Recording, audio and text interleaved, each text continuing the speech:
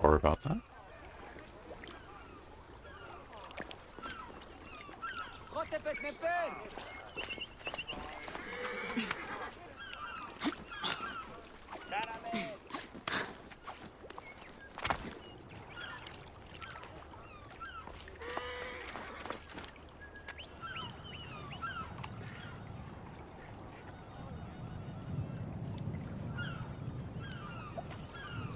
The view is stunning.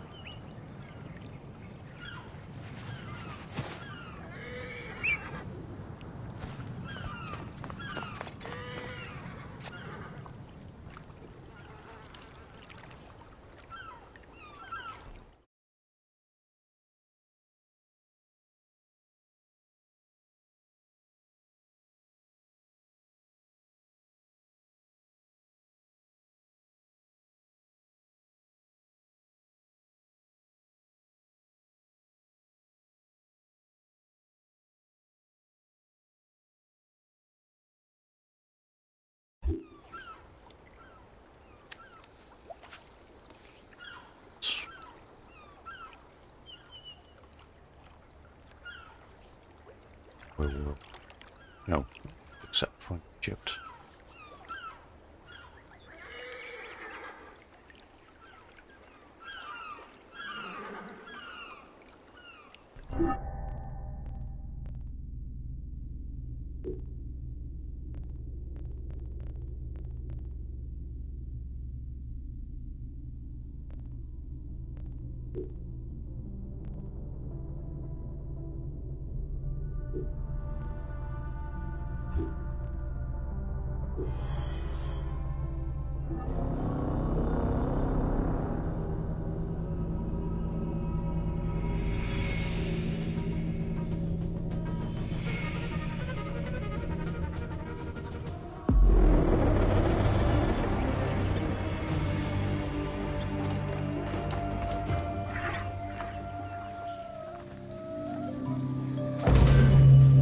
Welcome to Temples and Rituals of Ancient Egypt.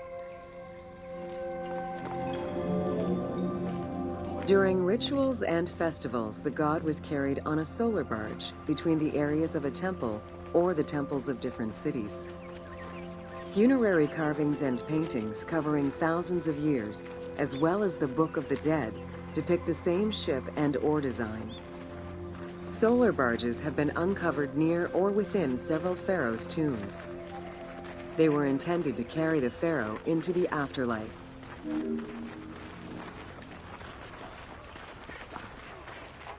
So you could say that the pharaoh would just barge in.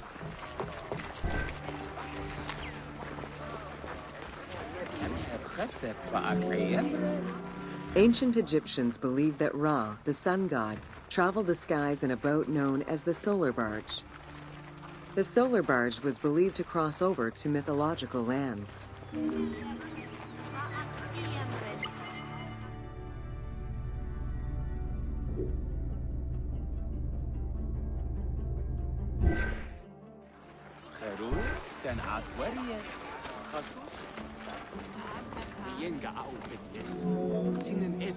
The god Ra believed mankind was conspiring against him. He ordered Sekhmet, the lion-headed war goddess, to kill all humans. To his chagrin, Ra quickly realized that with all humans gone, there would be no one left to worship him. In order to stop the rampaging Sekhmet, beer was brewed and dyed red with pomegranate juice to resemble blood. Sekhmet drank every drop of the brew she could find, eventually passing out drunk. When she awoke, she was calmer, and her lion visage had changed into Bastet. The Festival of Drunkenness was celebrated in honor of that myth.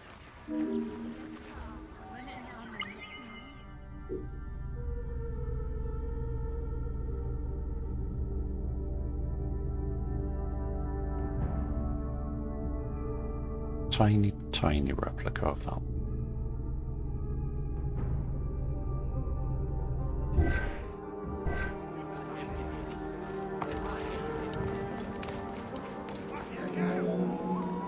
Unlike the daily rituals that took place in the temple and were performed by priests, festivals allowed the entire population of the city to participate. Festivals helped mark the passing of the seasons in the agricultural calendar. In reflecting the cycles of life, festivals offered a sense of consistency and structure for the regular citizens, thus reinforcing the sense of order that pharaohs were to provide for the citizens of Egypt as part of their godly duties.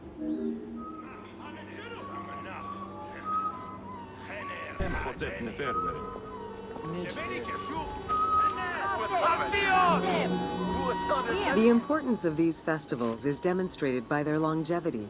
Records show that Osiris festivals occurred for more than 2,000 years. Some festivals serve to reinforce state control and promote the king's reign.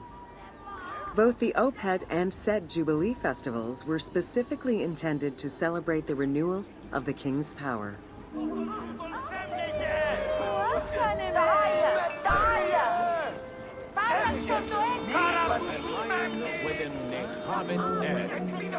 The temple hierarchy consisted of high priests, several types of priests, scribes, and servants. The high priest was known as the prophet. Some divinities had up to 4 prophets, and they were the ones to perform the most advanced and complex rituals. Yeah, I don't think I've done very well there.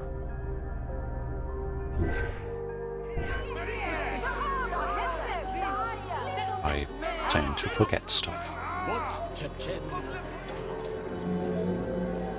Egyptian priests were not confined to solely religious tasks, and in fact had crucial roles in Egypt's administration, most of which served to reaffirm the pharaoh as the proper vessel for the gods. Their focus within the temple was centered on the proper conduct of daily divine rituals, rather than as custodians of dogma or the indoctrination of individuals.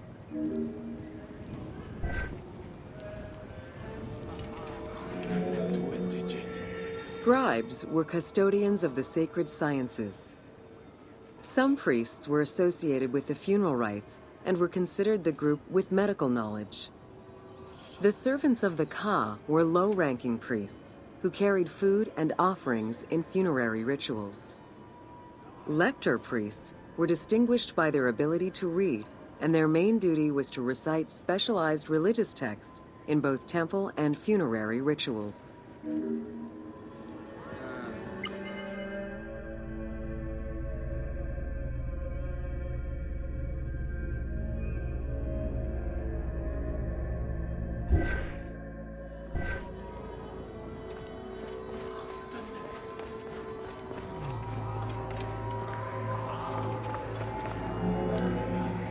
Priests and all the officials who served the temple worked only 3 months a year, with each period separated by a quarter of inactivity, at least within the temple compound. Each outgoing group handed over the temple and their tools to the newcomers. Only the high priesthood remained in permanent office within the temple.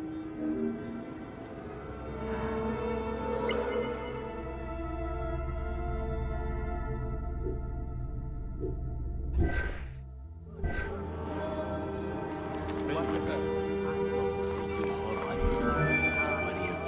The most sacred part of the temple was referred to as Djeser Djeseru, the Holy of Holies.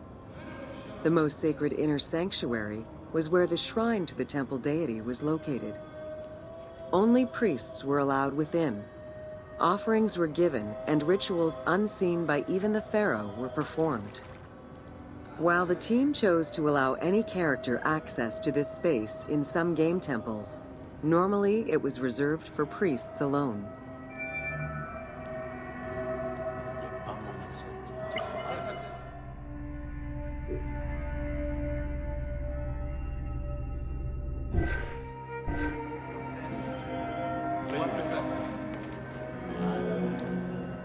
Pharaohs and their priests often chose the site of these sacred temples because of some mythological connection or an alignment with the cardinal points and certain stars.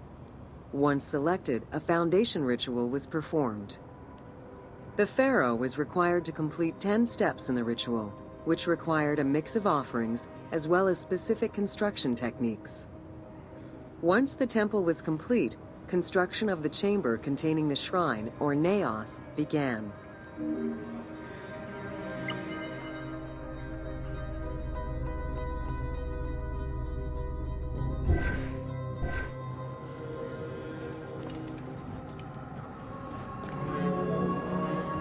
The naos was where the god statue stood.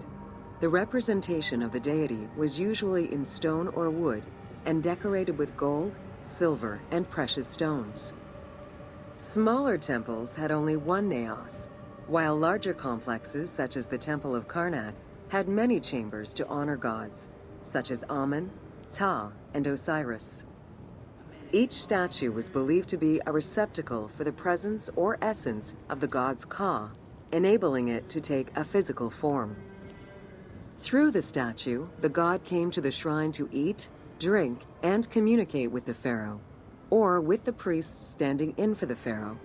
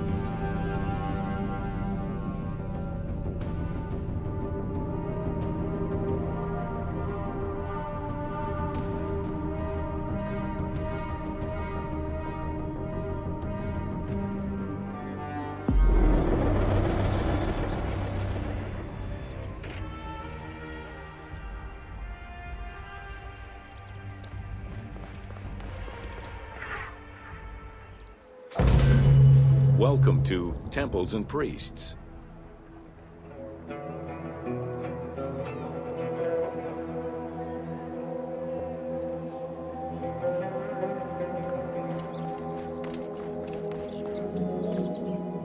From its foundation, the city of Memphis favored worship of the god Ptah. The main temple of Ptah was known as Hutkaptah, meaning Palace of the Ka of Ptah. The name of the temple, translated into Greek as Aegyptos, would eventually evolve into the modern name Egypt.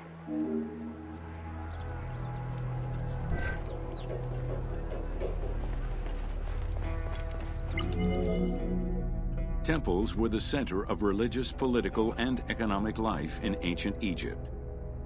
These sacred places were viewed as the literal home of the gods and goddesses. As such, every aspect of them required care and reverence, all of which was accomplished through elaborate ritual.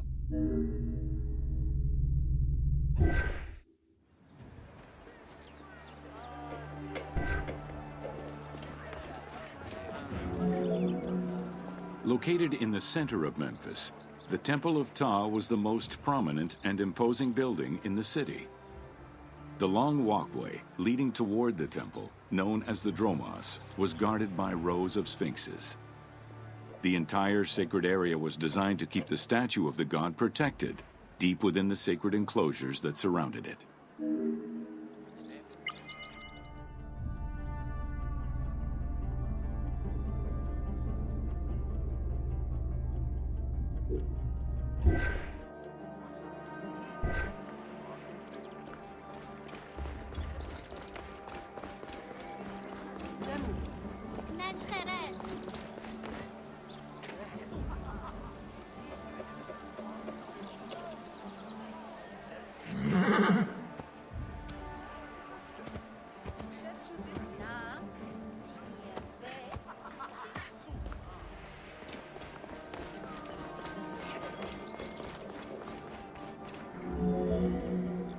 The Dromos opened into a courtyard, with the surrounding portico graced with columns carved to resemble palm trees.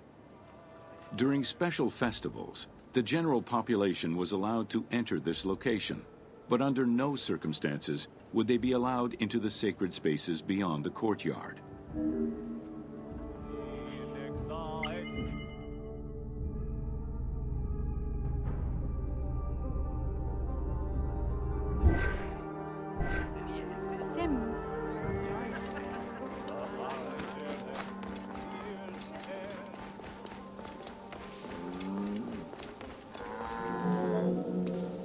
The Memphis Alabaster Sphinx was discovered in 1912, almost completely buried in water and sand. 8 meters in height and weighing in at roughly 90 tons, it is still mounted on its original pedestal. Though it is called the Alabaster Sphinx, it was in fact carved from common calcite rock, which is similar in appearance and texture to alabaster.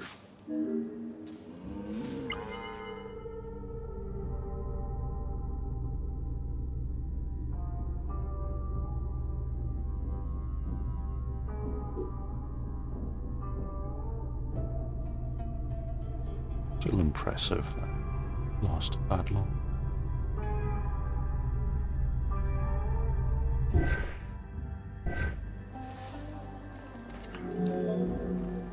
Erosion has destroyed the original engravings, making it difficult to determine when it was created. Egyptologists believe that its facial likeness resembles Amenhotep II, and so it could have been sculpted somewhere between 1700 and 1400 BCE. It is believed that this monument once stood outside of the Temple of Ptah and was integrated into subsequent extensions to the complex.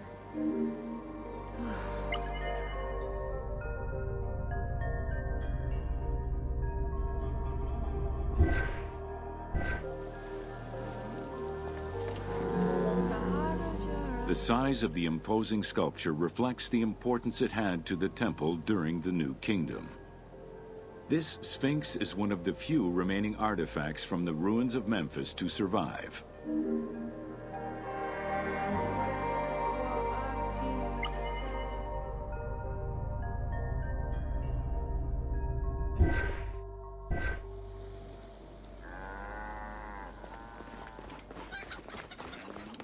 Disturb the chicken. In Egyptian culture, some animals were associated with gods, while others were considered to be living gods. The Apis bull was believed to be a divine entity. The earliest mention of the Apis bull in ancient Egypt goes back as far as the first Egyptian dynasty.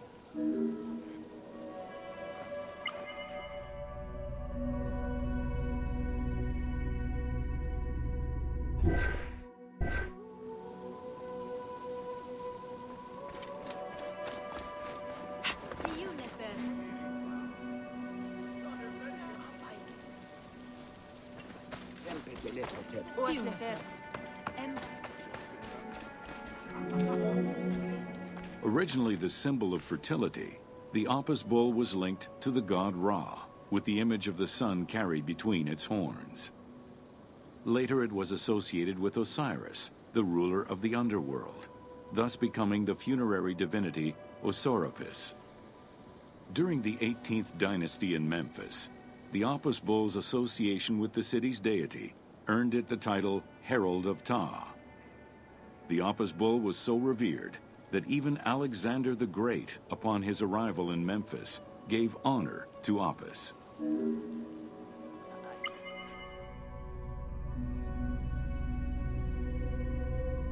Looks kind of sad.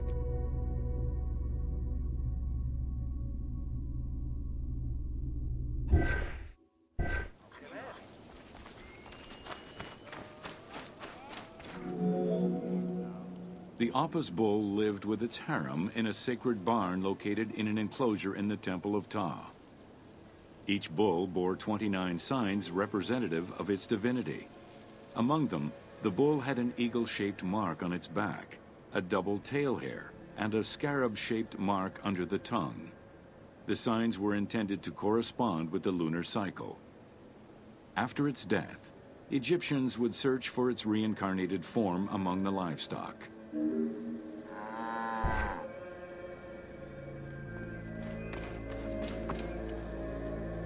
Hello, Apis.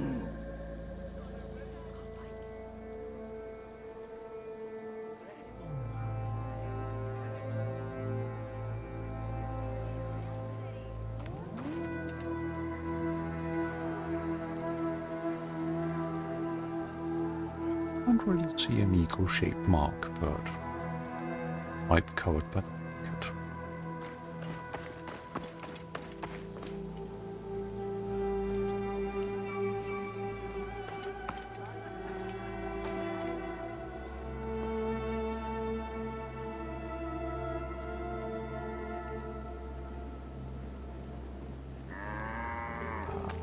Okay. Oh.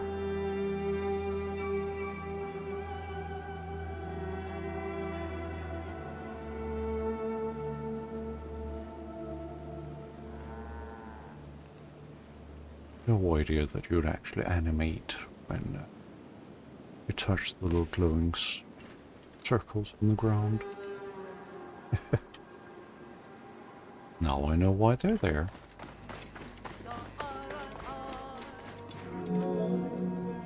Like other living divinities, the mortal incarnation of the Apis bull was prayed to, and when it died, it was given a luxurious funeral, which included mummification. Until the reign of Ramses II, the Apis bulls were buried in individual graves in Saqqara. During the 26th dynasty, the bodies of the bulls were buried in enormous stone vats in the underground corridors of the Serapeum of Memphis.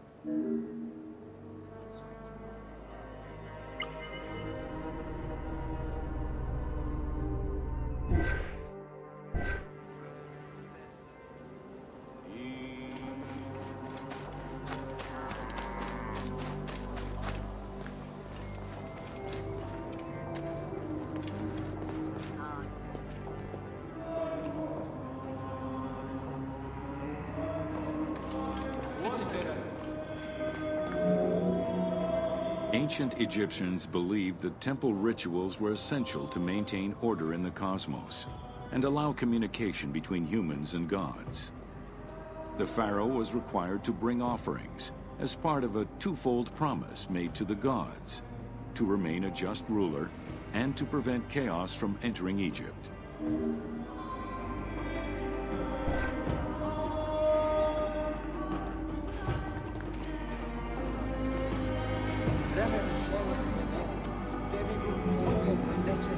Details of the ceremonies found on temple walls provide a thorough overview of the stages of the daily ritual.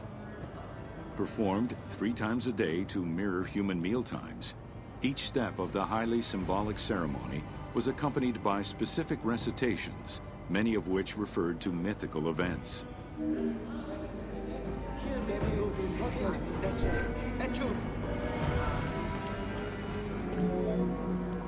The high priest would first awaken the sleeping god with a chant.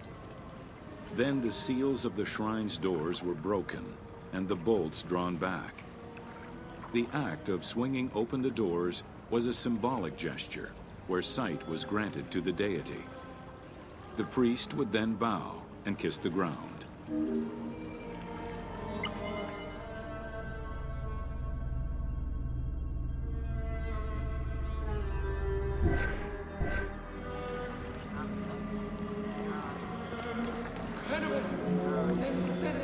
The god was then washed with incense-infused water and its mouth rinsed with mineral salts.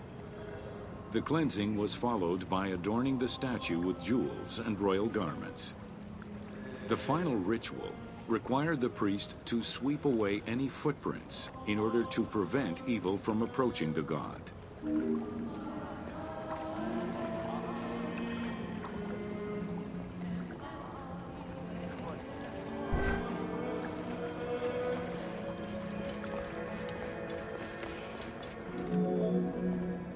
Heredity was the primary source of new recruits.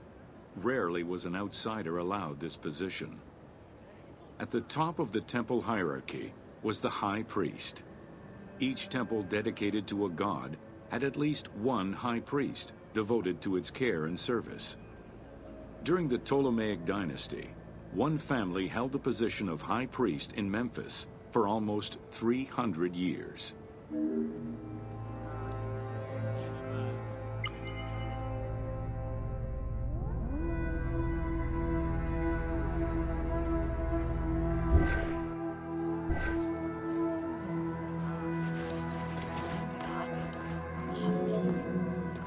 High priest candidates made their way up the ranks of the temple hierarchy.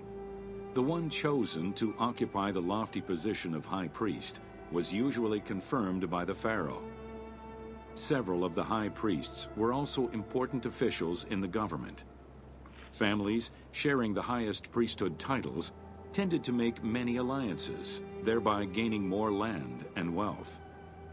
Shifting balances of power sometimes resulted in more or less open conflicts between the priesthood and the pharaohs.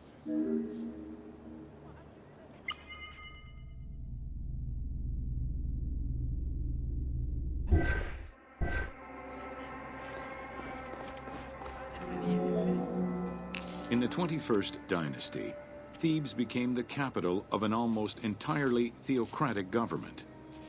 The city was headed by king priests who spoke and governed in the name of the god Amun, in open opposition to the ruling pharaohs. These king priests caused a massive decentralization of power, known as the Third Intermediate Period.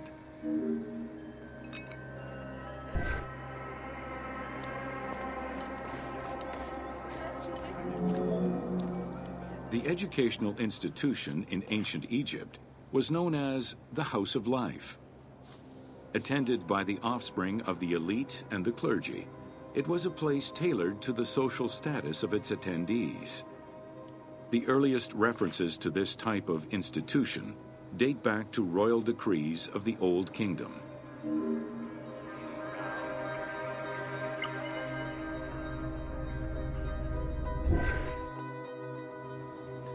They read from the Book of Life in here.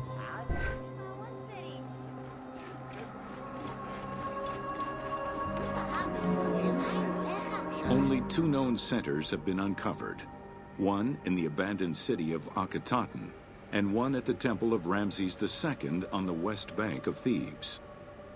Inscriptions uncovered in those locations mention the names and titles of people who were connected with the House of Life, such as a chief physician and many scribes. It is presumed that by the late kingdom, every temple had a House of Life.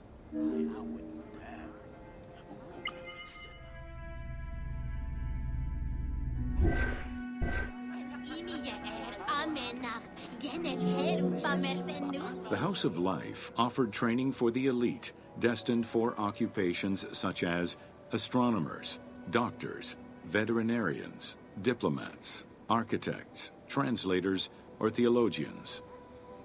Some institutions focused on specific disciplines, making them a central hub for the country.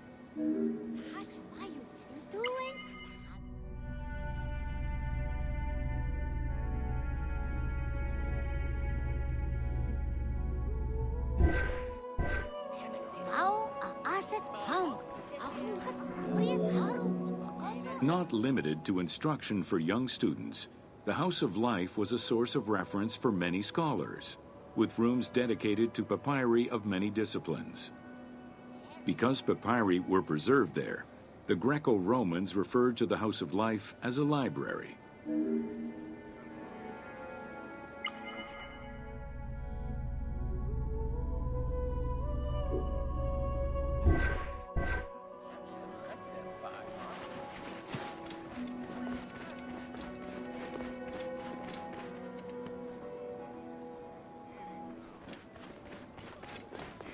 Minnet Gener and hier Hotepu.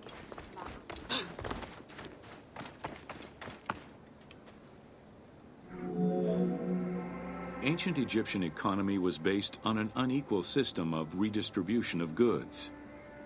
The state of Egypt collected the crops, and the temples distributed them throughout the provinces. Since the only people capable of counting and ensuring a fair redistribution were the educated scribes, this meant that the temples played a pivotal role in this process.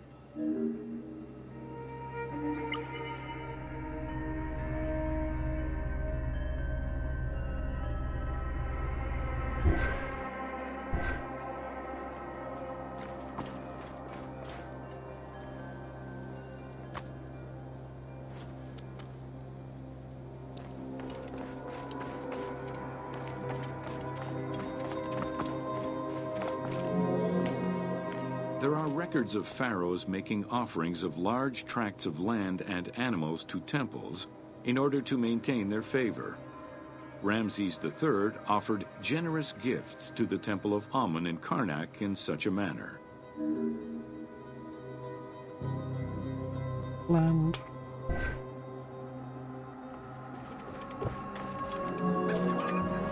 Palaces, warehouses, and granaries were built inside the temple compound to better control the redistribution of goods. The size of the recorded numbers of goods, combined with every other function filled by temples, only serves to confirm their might as economic, religious, and political centers of power within Egypt.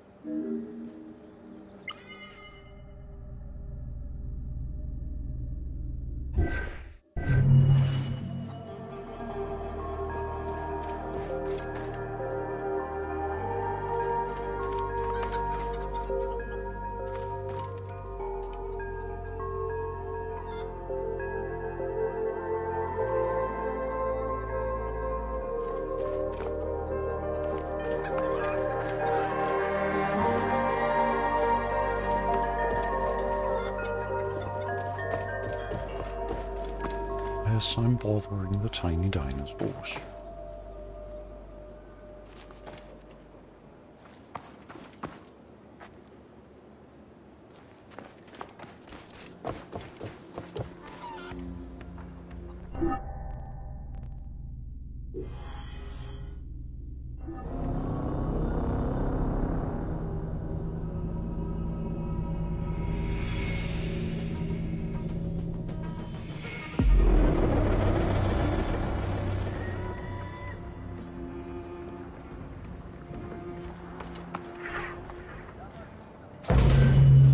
Welcome to Building Ancient Egypt.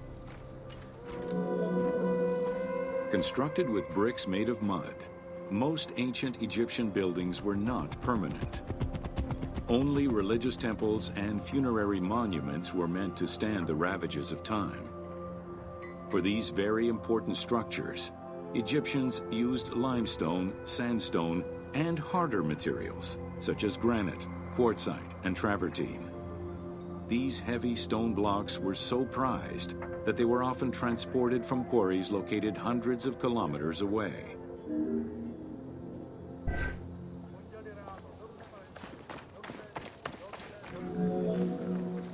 Limestone was common and easy to extract from quarries on the east bank of the Nile.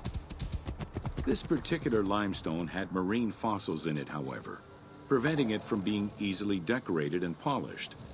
Used as the main building material, the structure would then be finished with a finer limestone that was polished smooth and decorated as needed. Limestone was used for the building of the first pyramids and for most of the religious buildings of the Old and Middle Kingdoms.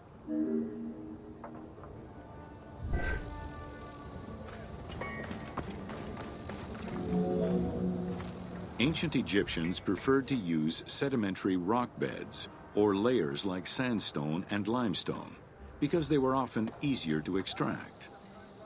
The common method used to extract stone was the open pit quarry. Stonecutters would find quality stone, shape, and dig it out on site. Open pit quarries enabled many workers to work simultaneously on many blocks, which allowed for better productivity.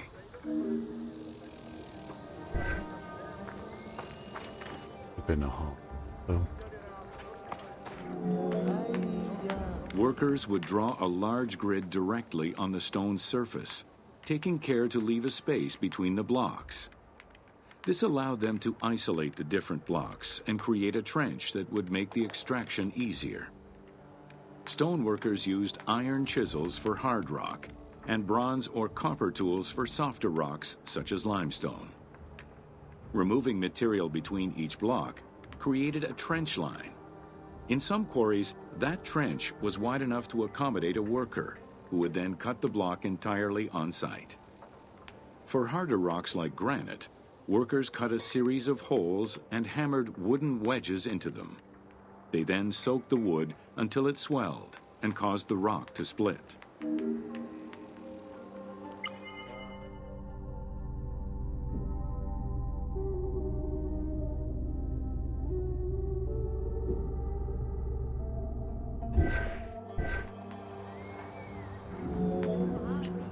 Workers would draw a large grid directly on the stone's surface, taking care to leave a space between the block.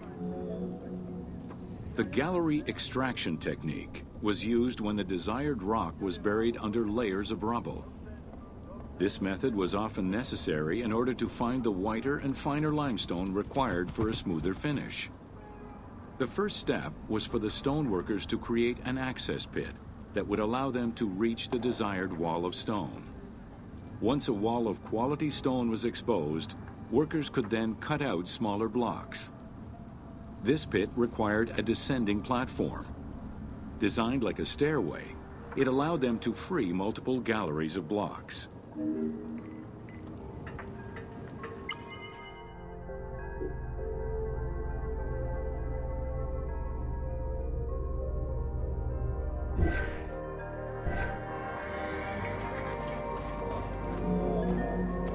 To cut the stone, they created a longitudinal kerf, or slit, and then cut the rock at a 90-degree angle. The lower side was determined along the geological layers or by using a horizontal cut. Wooden wedges were inserted in the rock and hammered in. Shock waves were then generated using hammers, fracturing the blocks at the seam.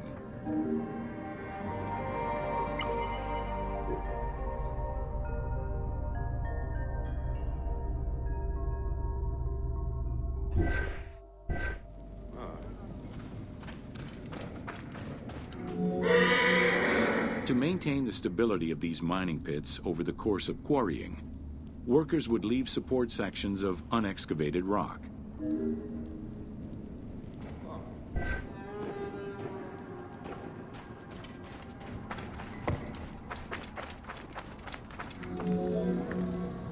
In every quarry, dedicated shrines were established to offer protection for the workers.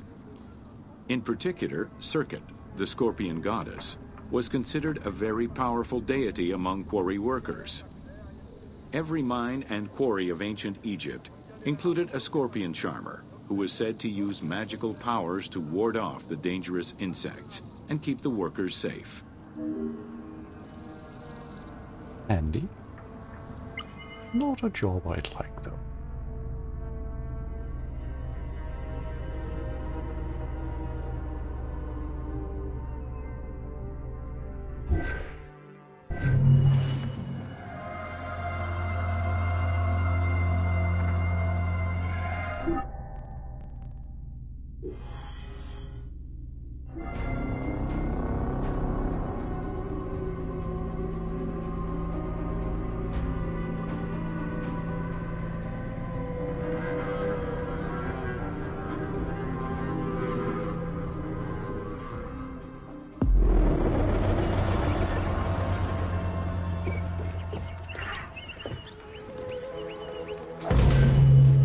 Welcome to Workers and Transport. Whether workers were employed for the pyramid construction or at the quarries, the government supplied food and housing. Workers for the pyramids and royal necropolises were housed in more permanent villages, such as the famous Deir el-Medina. Quarry workers had more temporary lodgings. All skill levels were needed and utilized, from basic work hands to prepare the gypsum, to brickmakers and sand carriers, to skilled stonemasons to shape the blocks.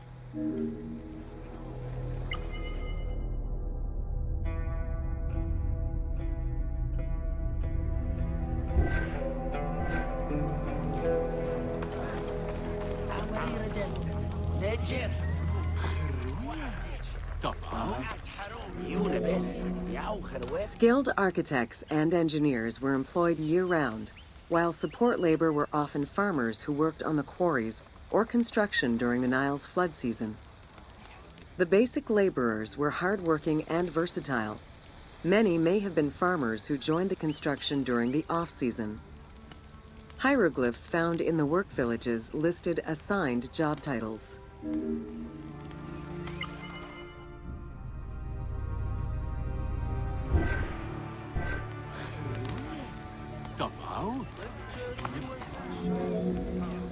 Archaeological research shows that no food was stored or prepared on site, but instead workers received abundant rations of bread, beer, and meat.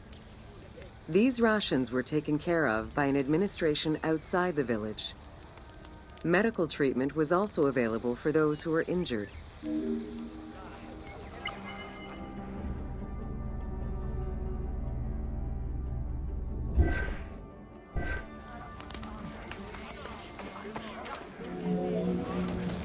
While some quarries were close to the Nile, others were located across the desert and required long expeditions.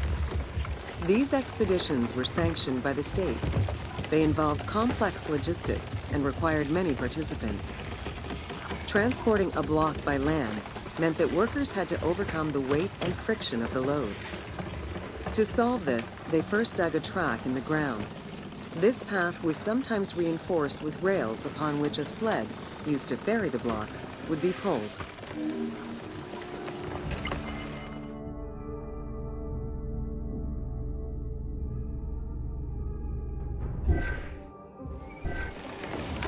Taking labor, anyone?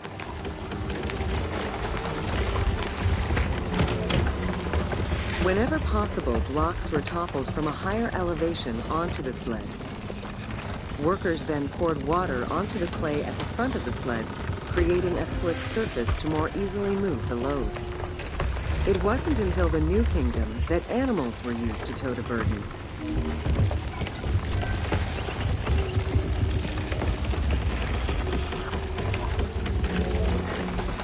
During flood season, the Nile was at its largest and deepest, which allowed the transportation of the heaviest and biggest loads. Quarries close to the river had troughs dug out to deliver the stones to the shoreline. Harbors and wharfs situated at the river's edge allowed the transfer of materials and supplies. Harbor warehouses accommodated additional stocks of stone so that they were available for the winter sailing season.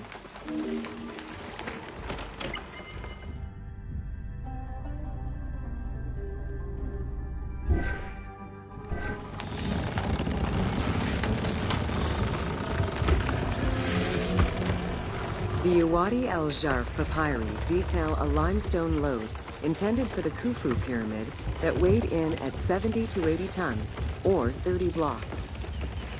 One papyrus is a fragment from a foreman's notes taken while working on the Great Pyramid.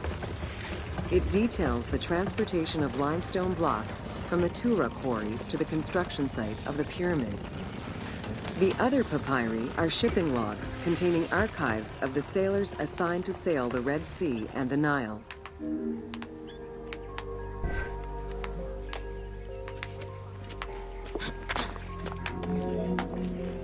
Stone cargo generally weighed 15 tons per boat, amounting to roughly 6 or 7 blocks per trip.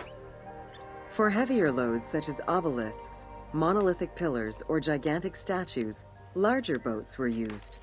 These transports are the ones typically showcased on temple walls.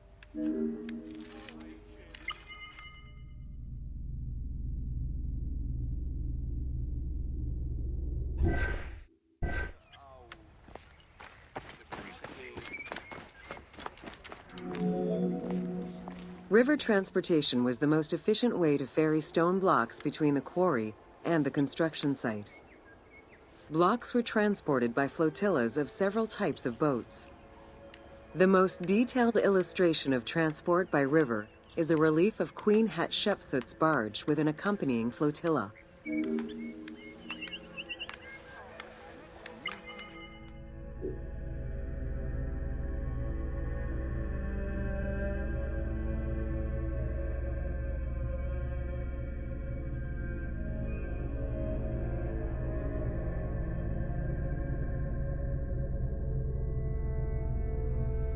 Are these guys being trampled by the Apis bull?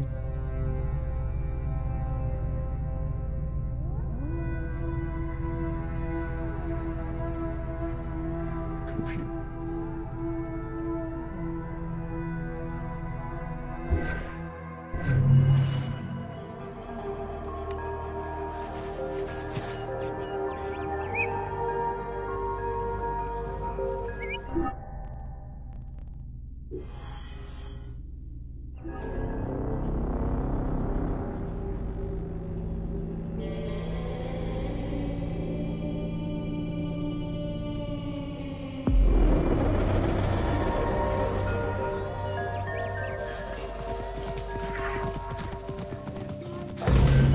Welcome to Agriculture and Seasons.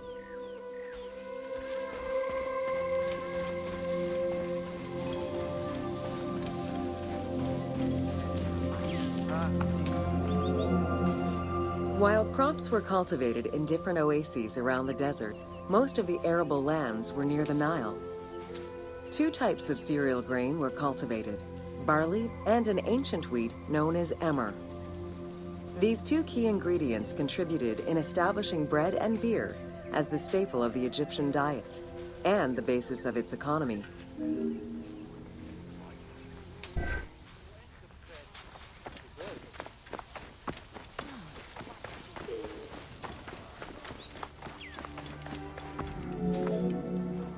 The Ptolemaic era created an agricultural revolution with the introduction of advanced agricultural techniques and new grain types such as rice, durum wheat, and pearl millet. The resulting agricultural mass production greatly increased the economy of ancient Egypt. It also prompted the development of storage and transportation, allowing long-distance trade with other regions.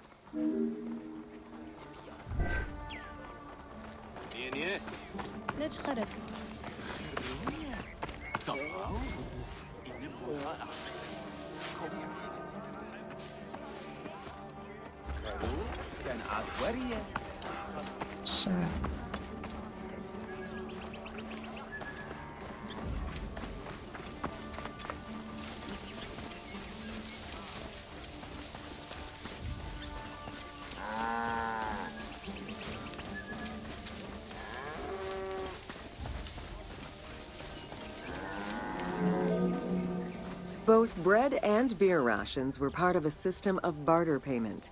The state used those goods to pay wages for those who worked in the quarries and at the construction sites. Beer was so important to ancient Egyptians, they had a goddess of beer brewing, Tenenet. Tenenet is seen in many paintings and sculptures with beer, and women are depicted as the primary beer makers.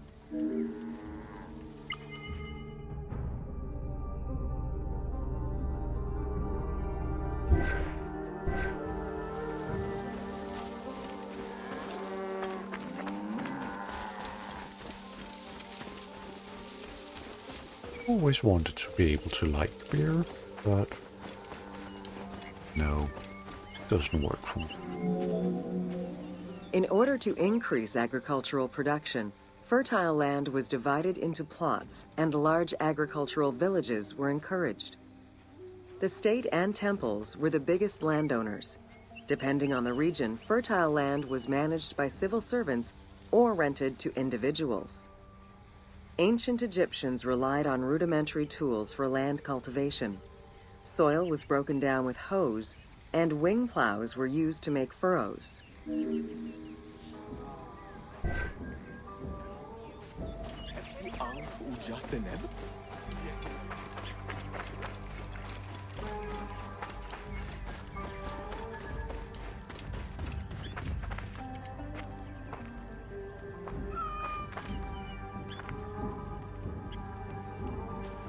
The cat's either.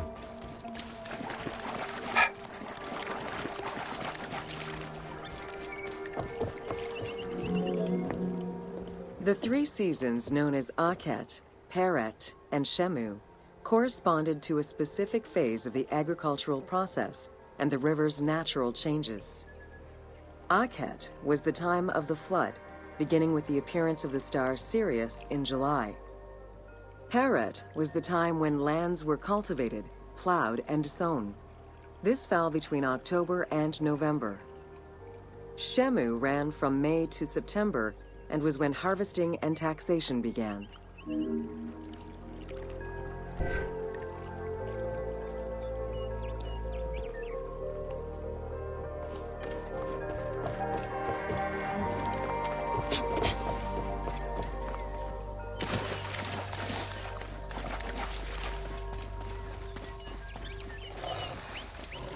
So I'm guessing we could say that the Egyptians were at the forefront of the whole death and taxes thing.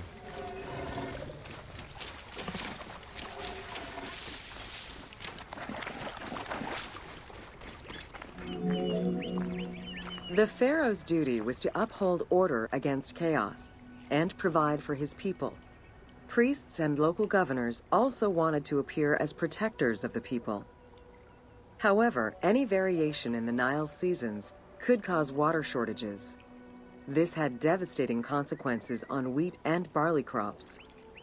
The pharaoh, administrators, and priests knew they needed to demonstrate their ability to prevent such a catastrophe from happening. And so they invented the story, which would be inscribed upon the famine stela.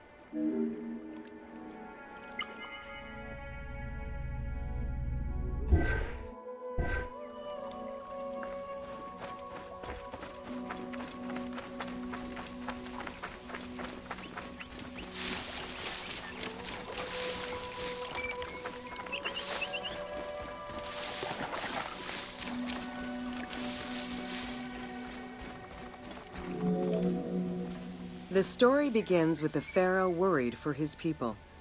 The Nile hasn't flooded in years, and his people are starving. In search of the origins of the flooding, Djoser seeks out Khnum, the protector god of the region and the source of the drought. Djoser gives the god offerings and orders his priests to restore the temple of Khnum. These offerings please the god, and the floods are restored.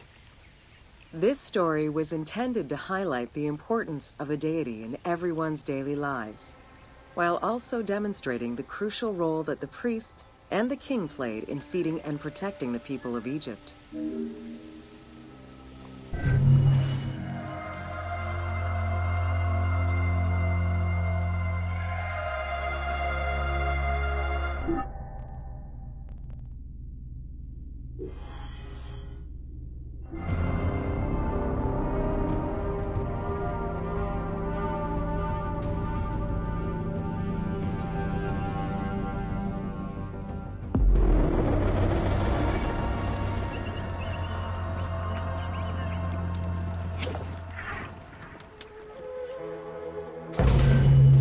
Welcome to Ancient Egyptian Cultivation.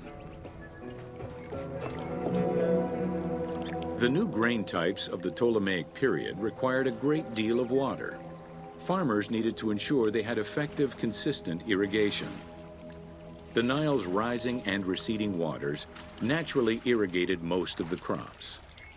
Areas where the Nile didn't reach, such as gardens and vegetable plots, required an irrigation tool known as the shadoof.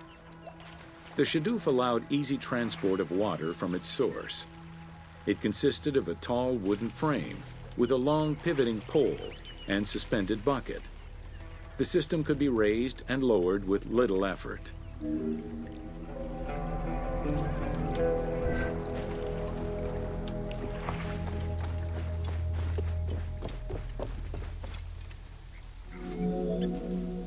Later, a sakya, or water wheel, was invented. The sakya needed animals to turn the wheel, which rotated buckets through the water. It drew the water to an elevation of 3.5 meters and enabled a great deal of control over the irrigation process. This improvement supplied larger areas and thus resulted in larger harvests.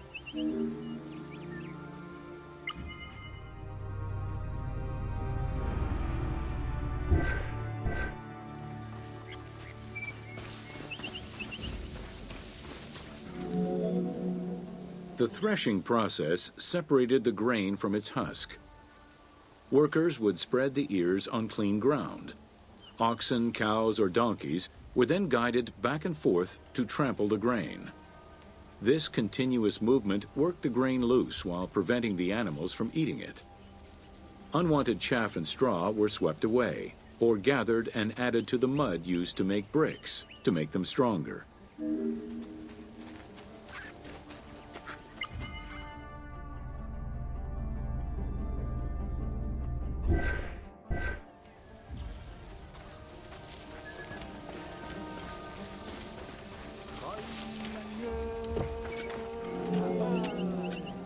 Winnowing was the stage where workers used wooden scoops to throw ears in the air. The wind carried off the chaff, leaving the heavier seeds to fall to the ground. This action was repeated until the undesired materials were sifted out. Grain waste was mixed with manure or other organic substances to produce brick-shaped dung loaves that could be easily burned. A standardized brick size enabled Egyptians to mass-produce this byproduct and use it as a commodity.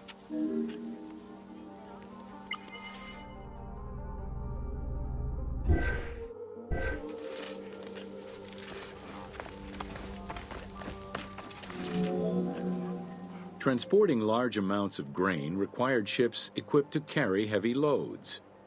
These goods were moved during the Nile's flooding season, when the river was deep enough for large ships. The transports stopped at checkpoints to accommodate customs and police controls, as well as for technical requirements and weather conditions.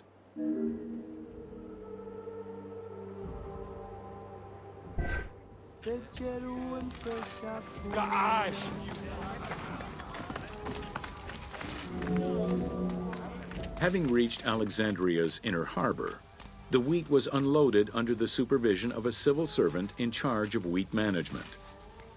Portions were distributed to Alexandria's city market, and the remaining stockpile was either exported or stored in warehouses.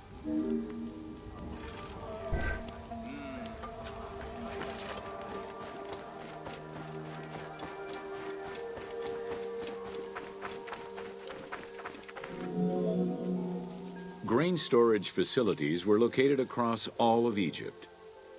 Temples and institutions had large silos, while individual houses had storage sheds. In some houses, arched cellars were built into the foundations. These watertight chambers were accessible from the ground floor through a trapdoor. Royal granaries acted as the storehouse and distribution centers, and managed state payments to civil servants, soldiers, and the police. Though plastered on the inside, silos weren't completely sealed, and so remained susceptible to mice infestations. Pets to the rescue.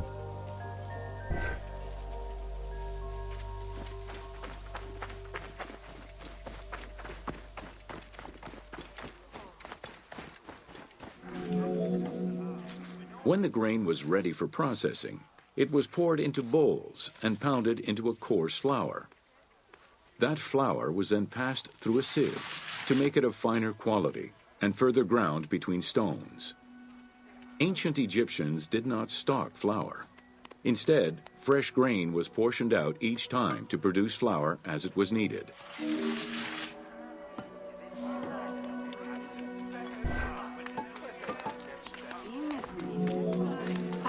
The sieves used by ancient Egyptians were unable to filter out sand and stones. Grit often passed into the flour, causing long-term tooth abrasions among all classes of Egyptians.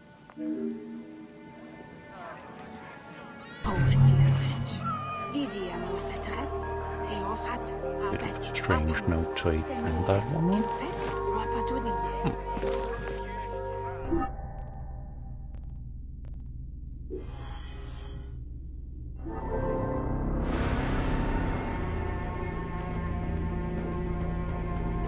I think they had dentists back then, which, well, considering that you're grinding down your teeth, then, well, makes sense.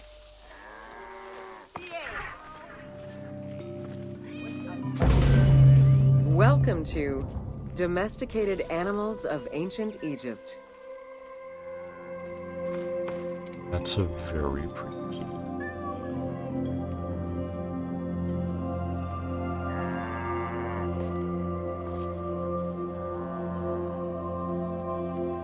You still can't pet it though.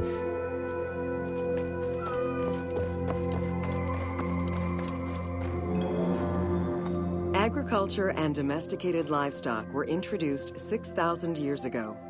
Archaeologists have found traces of cattle, donkeys, pigs, and dogs. Dromedary are thought to have been introduced during the Persian invasion.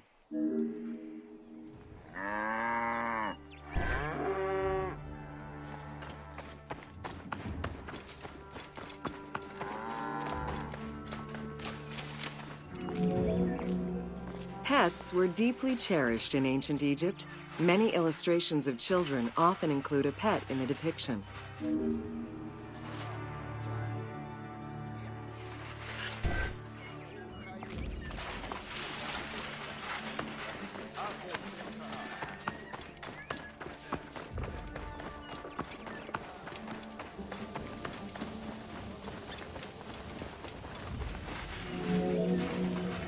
One of ancient Egypt's most iconic animals, the cat, wasn't adopted into their daily life until the Middle Kingdom.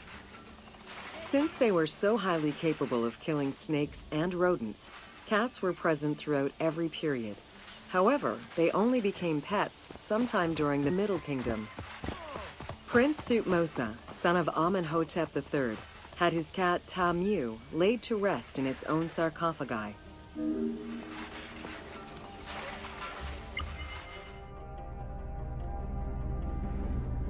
Kitty.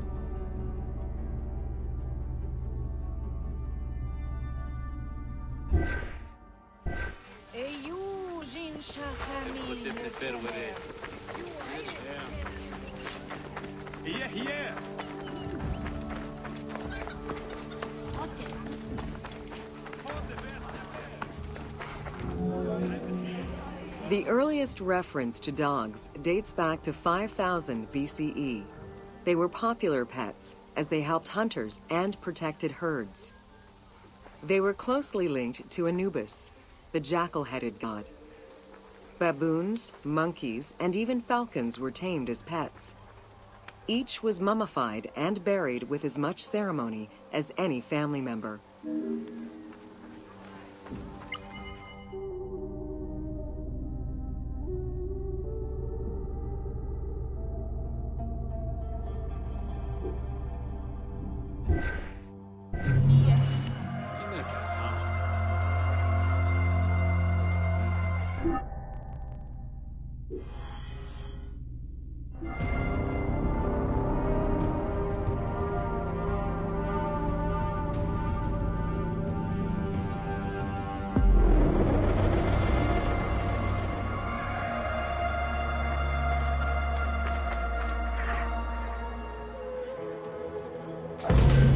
Welcome to Ancient Egyptian Medicine. Evidence of advanced medical procedures have been found on mummies, and ancient Egyptians left detailed medical writings from diagnosis to follow-up treatment. One of the oldest known surgical studies is the Edwin Smith Papyrus. It's one of the first documents in history, that notes an association between the integrity of the brain and cognitive functions, including cases of ocular complications and paralysis following head trauma. Vinegar-treated marble stone from Memphis was used as an anesthetic.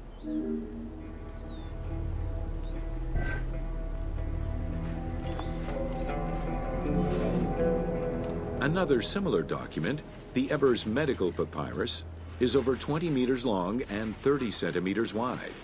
It details treatments of 48 surgical cases and contains 877 paragraphs describing various diseases. Alongside accurate and factual scientific approaches, the papyrus has more than 700 magic formulas and incantations to ward off demons and disease. This demonstrates how ancient Egyptians believed in a harmonious balance between religion and science.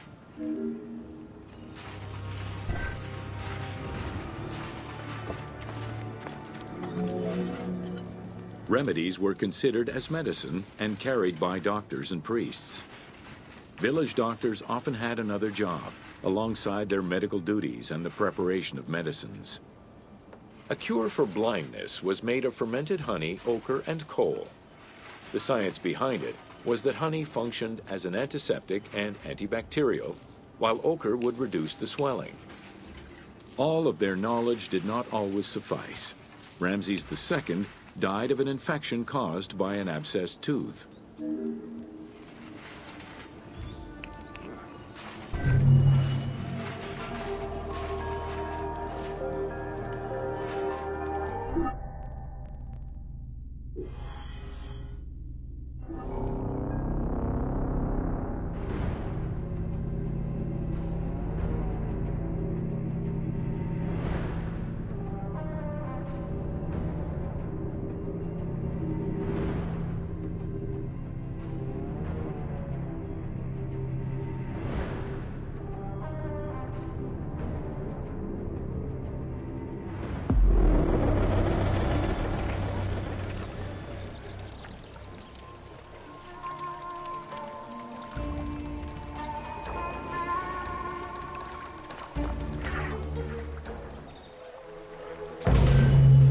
Welcome to Leather and Linen in Ancient Egypt. Tanning, a process which dates from prehistoric times, was present although not highly valued in Egypt due to the heat. Leather was reserved mainly for things such as sandals, leather bags, dagger sheaths, quivers, and other similar items. Leopard hides, unlike regular leather, were highly valued and usually worn by priests.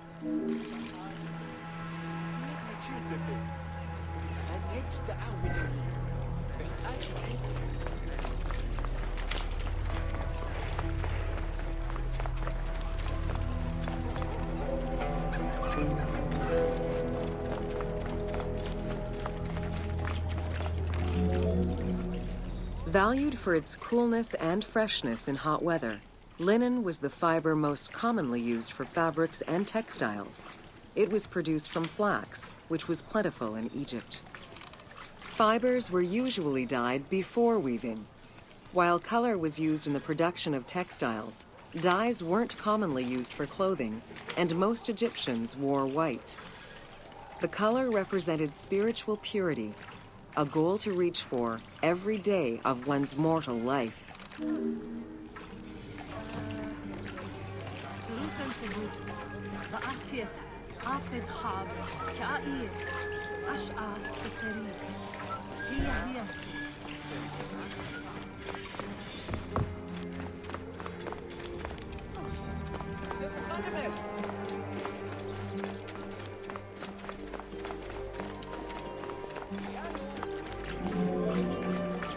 Various shades were achieved using woad, a dye produced from the leaves of Isotis tinctoria. The plant was cultivated for this purpose within the Nile Delta and allowed for the creation of various colors. For example, different maceration times of the leaves would result in colors ranging from red to green, while adding in limestone shifted it to blue. During the Greco-Roman period, other ingredients were found, resulting in a wider range of colors.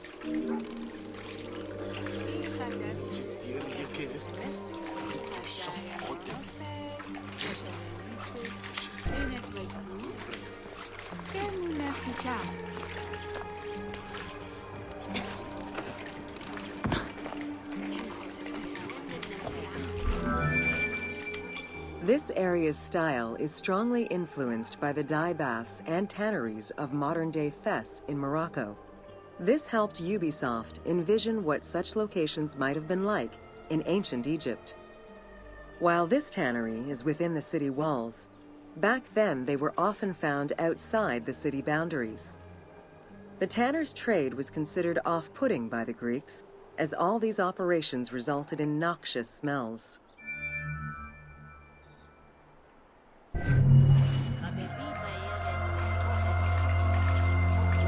Well, no wonder, since one of the things they used a lot was rum.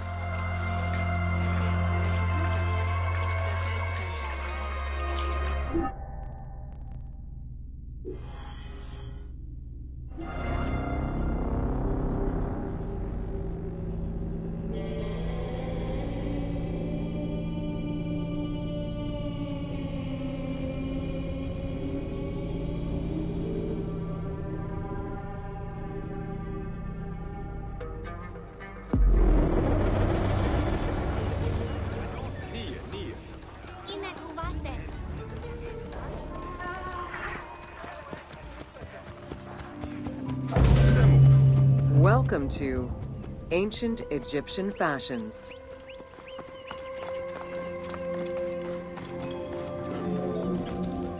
Learning what life was like for ancient Egyptians presents many differences, and yet also surprising similarities to how people might live today.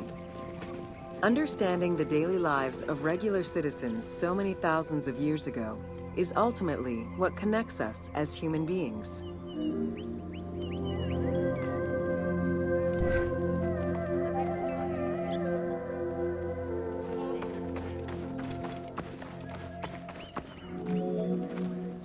Jewelry was a popular item among ancient Egyptians of all social standing.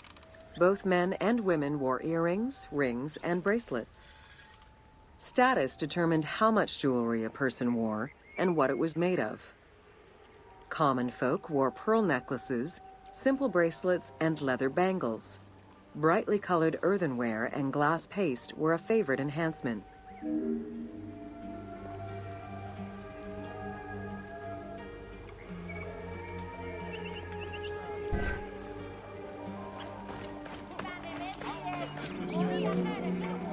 The jewelry of the elite was made from gold, silver, and other precious stones. Because gold never lost its shine, it was considered akin to the flesh of the gods.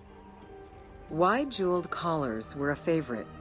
Made with rows of beads formed into patterns of animals or flowers, the soft chiming sounds they made were thought to appease the gods.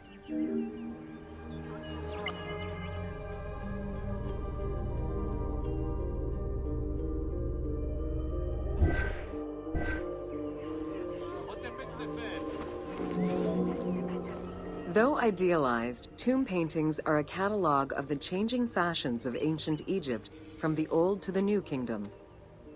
Egyptians took appearance and cleanliness very seriously and were diligent about their fashion, hair, and jewelry, as well as their grooming habits.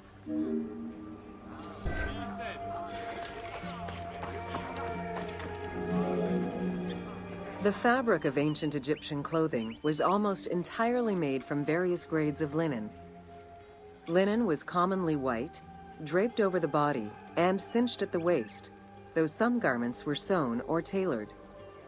Wealthy men wore long tunics, loincloths, or kilts, while poor men only wore loincloths. Women wore long dresses, with differences residing in the quality of the fabric, depending on social status. Egyptians commonly went barefoot, but could also wear sandals made from papyrus fiber or leather.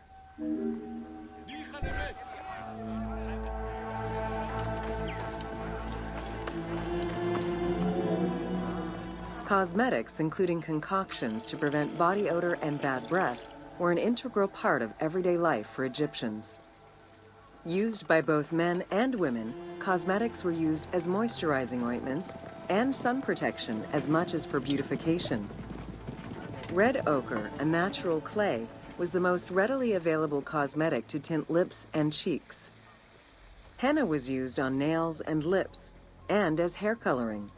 It was also favored by richer women to decorate their palms and the soles of their feet.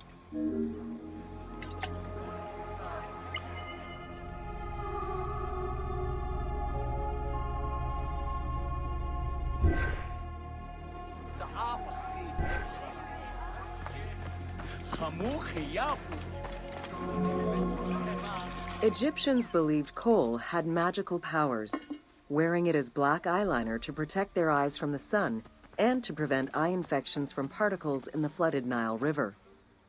A special green kohl, made from ground malachite, was worn for ceremonies and religious rituals.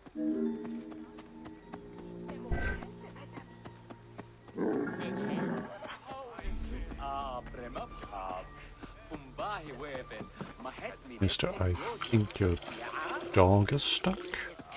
Stuck in a loop.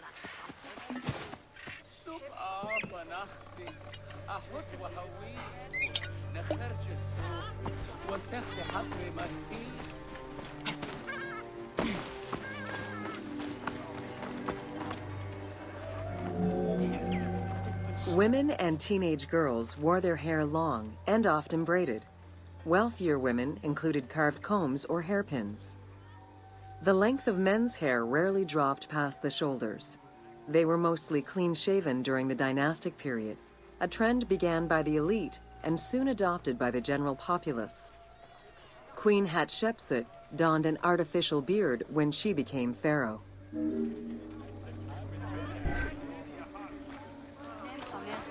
That's the only way I can grow a beard or have a beard. Glue one on. Wigs were very popular, used for special occasions or to conceal gray hair or baldness. They were fastened in place with beeswax. The most expensive wigs were made from human hair and reserved for royalty. Other wigs were composed of linen, wool, or animal hair.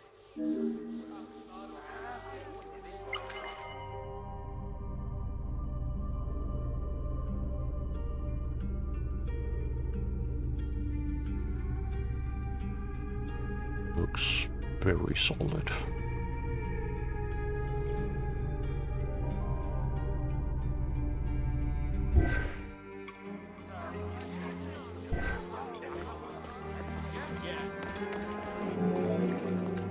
Prepubescent children generally had their heads shaved. Young girls kept some strands intact, while young boys had a braid worn on the side.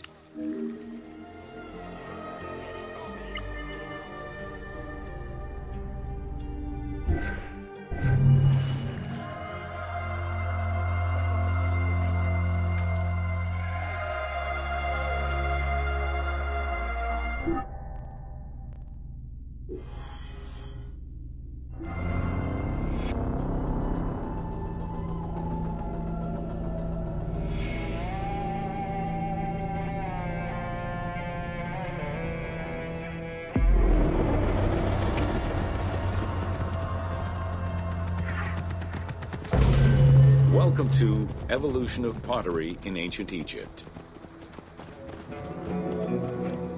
Excavations all over Egypt have uncovered enormous quantities of pottery vessels of all shapes and sizes. The production of pottery was mainly confined to the outskirts of settlements due to the materials required and to keep the kiln smoke away from inhabited spaces. The function of the product determined the selection of the raw material, its treatment, its form, as well as the finishing of the surface.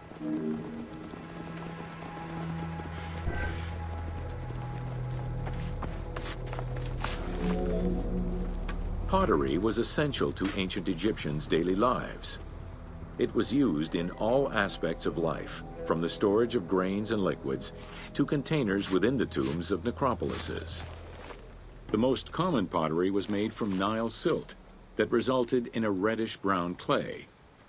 Limestone clay, which made for more attractive pottery, was only found in Upper Egypt.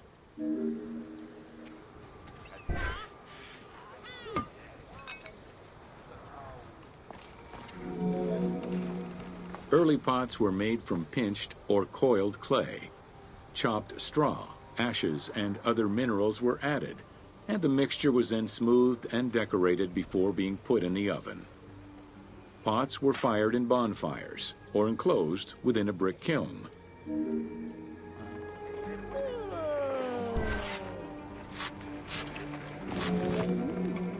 The potter's wheel was utilized during the Old Kingdom. Pottery became smoother and more polished, similar to river stones. It was decorated primarily in red pigment, with the black color achieved by exposing it to smoke. Pottery workshops were attached to palaces or temples, and around the late period, specialized workshops began to appear.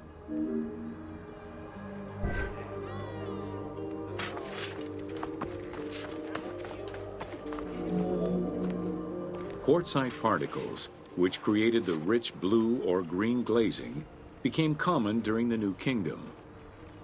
Mediterranean motifs and tin-based glazing came with the Greco-Roman era.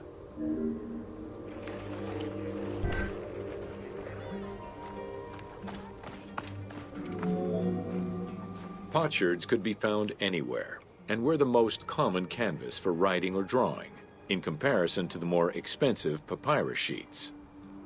Named after their Greek description, ostraca contained daily life records, letters, or could be drawn upon. Artists drew sketches for temples and tombs, or simply for leisure.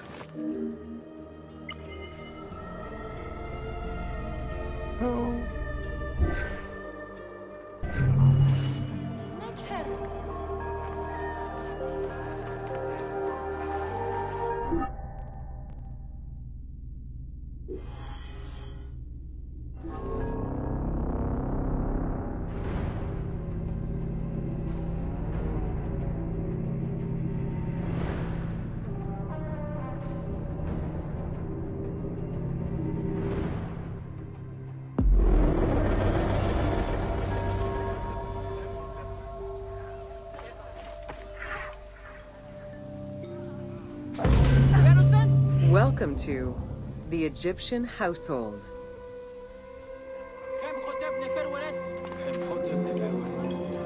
In pre-Greco-Roman culture, women were considered equal to men in many matters. They owned property, testified in court, could divorce and inherit. Until the Greeks and Romans restricted their rights, Egyptian women could take over their deceased husband's trade. Marriage contracts included mentions of allowances and items of value brought to the marriage by the woman, which would forever belong to her.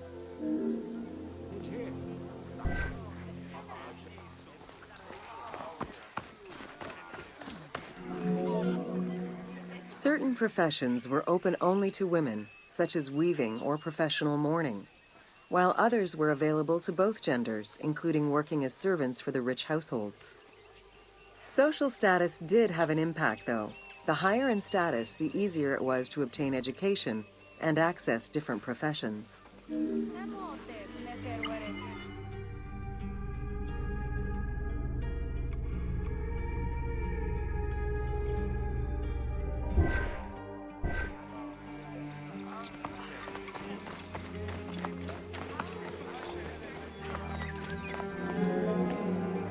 Homes were generally composed of 3 rooms.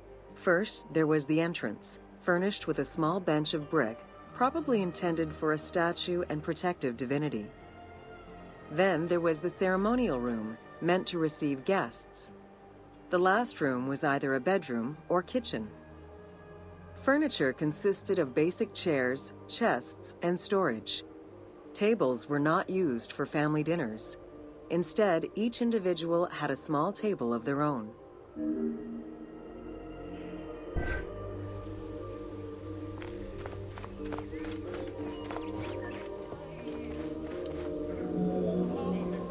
Marriages were a social contract rather than a religious construct. Family was vitally important to ancient Egyptians, and children were considered a blessing from the gods. The father, mother, and their children were the nucleus of the family, and cohabitation sometimes extended to mothers-in-law, sisters, aunts, and sisters-in-law.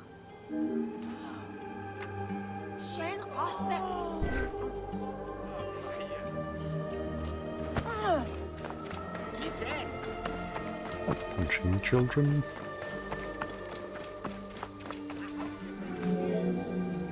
Status and wealth played a large role in the style and size of ancient Egyptian homes.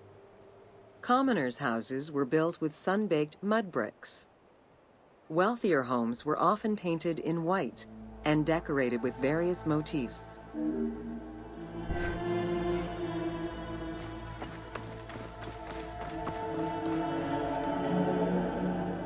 Town officials and the rich lived in mansions with numerous rooms that were luxuriously decorated.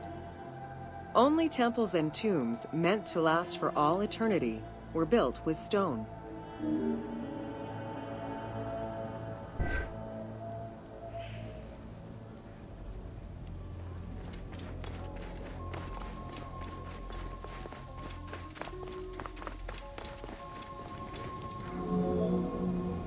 Funeral stone inscriptions focused on the main member of a household.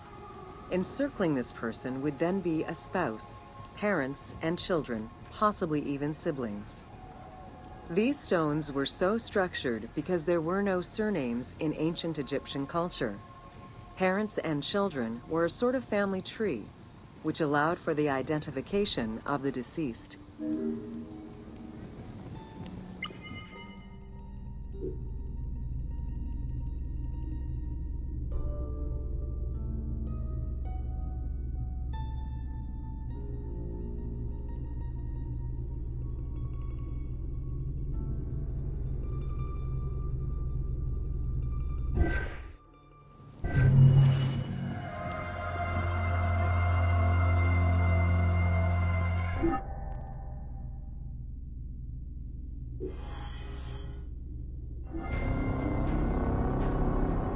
I'm okay with the bread part, not so much the beer.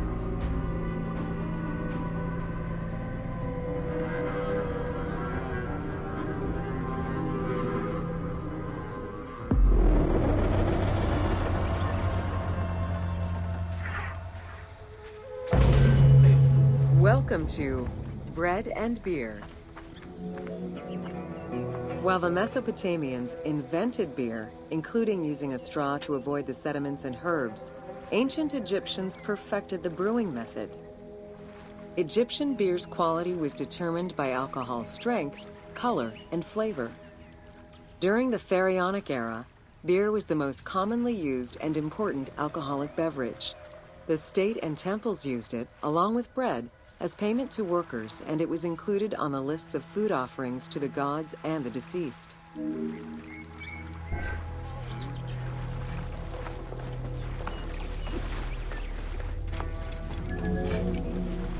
Beer was the popular drink of ceremonies and festivals. The Festival of Drunkenness was even dedicated to it.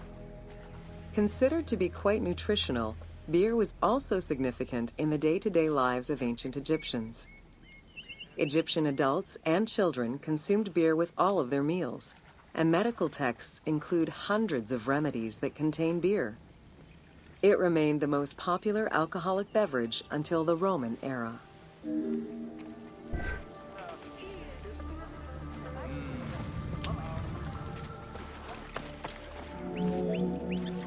Recipes for beer varied over time and depended on the quality of the materials. Bakers and brewers typically worked alongside one another at the same workshop or house. Many families often produced the quantity appropriate to their own consumption, with better quality beers produced for festivals and other special occasions. The most basic recipe used malted cereal as the main ingredient. Fruits such as dates were added along with honey and spices.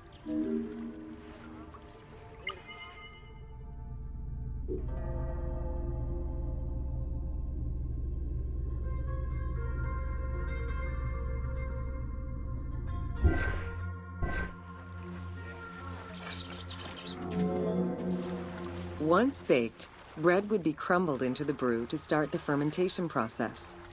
Adding grain enzymes would break down the starches, turning them into sugar and creating a thick mash.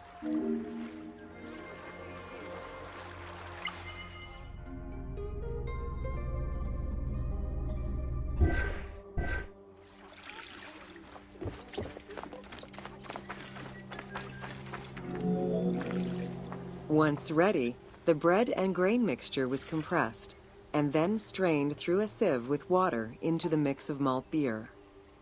Once fermented, the beer mash was transferred to large containers and again compressed by foot or with pestles.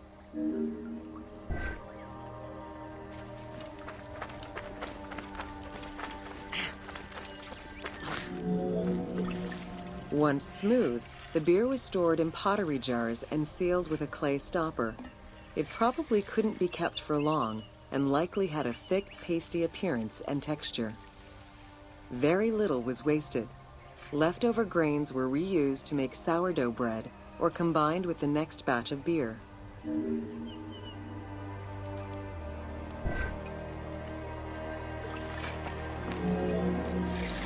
While there are many ancient accounts for making bread, most of the knowledge known about ancient Egyptian brewing comes from an account by the alchemist Zosimus over 300 years after Cleopatra's reign.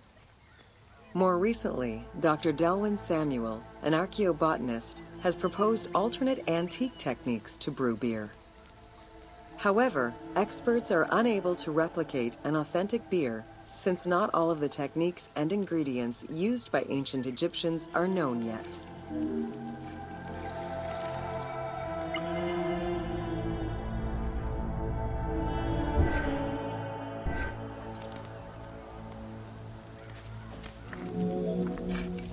Food was prepared on the floor until the Middle Kingdom, when cooking benches were introduced. The introduction of durum wheat improved bread quality, meaning that the upper and middle classes ate better. The poor, however, still made do with a diet consisting of a gruel made of vegetables, softened bread, or barley.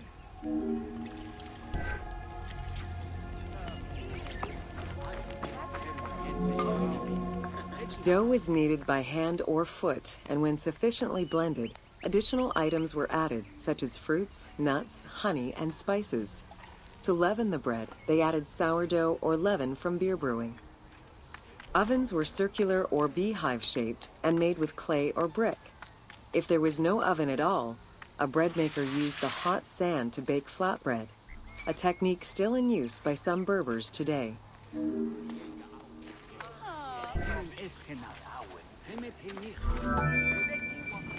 Ancient Egyptians always had to fight off the omnipresent sand particles that were blown towards them. Despite their best efforts, sand regularly made its way into their food. Additionally, particles from the grain-grinding stone tools and ovens they used also contributed to attrition and prematurely worn teeth. The team tried to portray this through toothache animations and commoners sweeping sand off.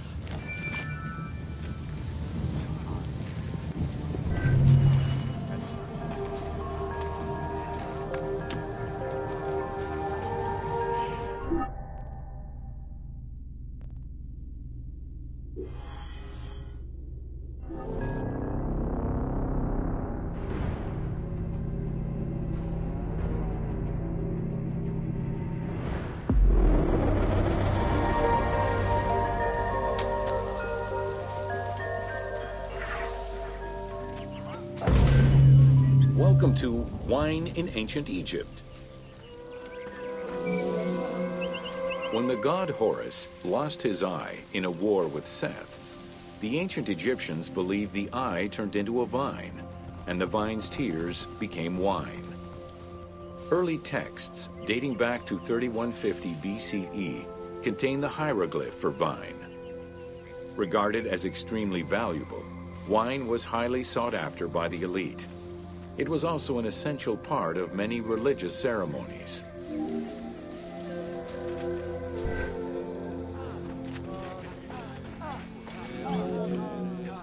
A millennia-old tradition. Grape cultivation and wine production was regimented in the way typical of ancient Egyptian bureaucracy. Egyptians kept careful records of winemakers, which they clearly identified on labels. Every landowner with a modicum of self-respect usually kept a vineyard. This held particularly true in the regions of the Fayoum and the Nile Delta.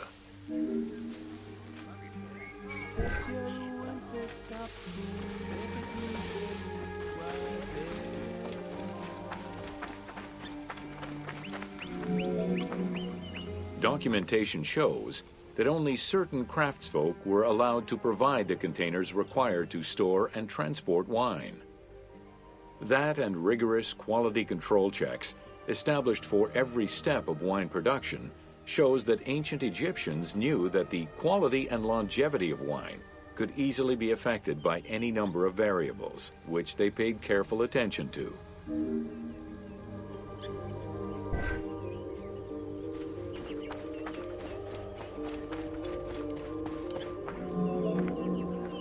Egyptians had different kinds of wines, most of which ranged in quality from good to very good. The sweet shadé, to which honey had been added. The soft nejem, obtained by drying the grapes in the sun.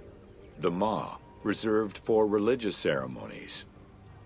And finally there was the peor, the mediocre rated wine, resulting from the second pressing of grapes and reserved for a less discerning palate.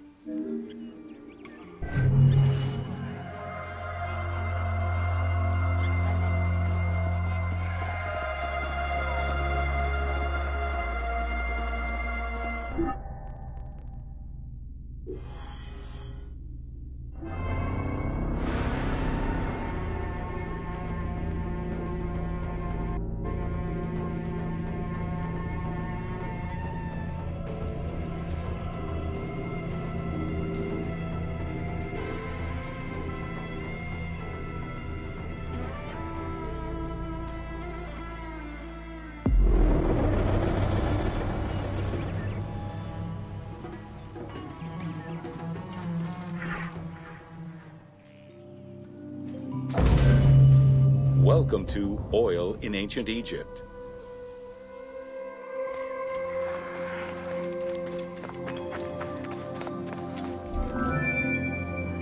Castor, sesame, and moringa were the source of the most common oils in ancient Egypt.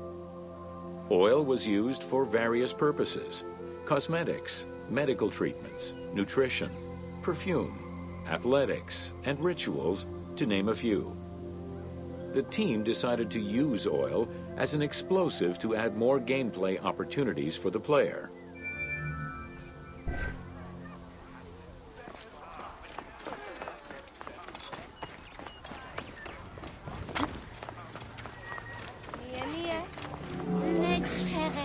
Ancient Egyptians originally used castor oil in wick lamps, but also for cosmetics, such as facial and hair treatments. There is mention in some papyrus of castor oil being prescribed to treat constipation and help pregnant women.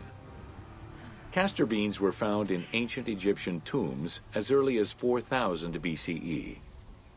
Castor oil was made by pressing the beans from the plant of the same name.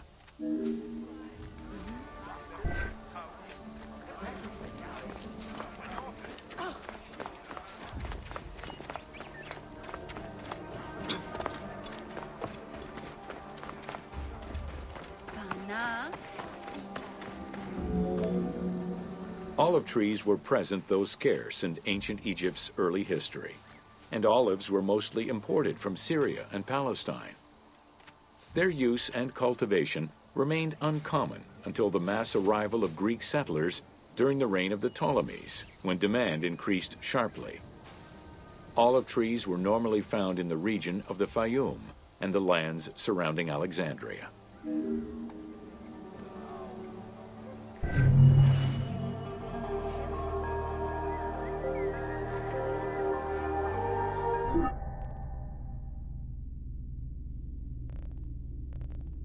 Out of the daily life. Book the woman.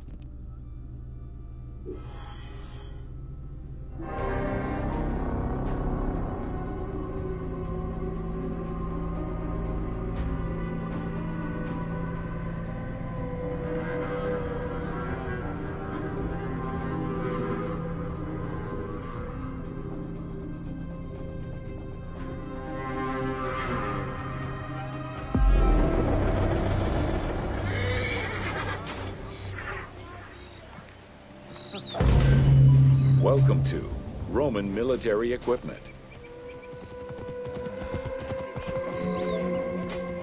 The strength of Rome was directly dependent on its military supremacy and fundamentally militaristic society.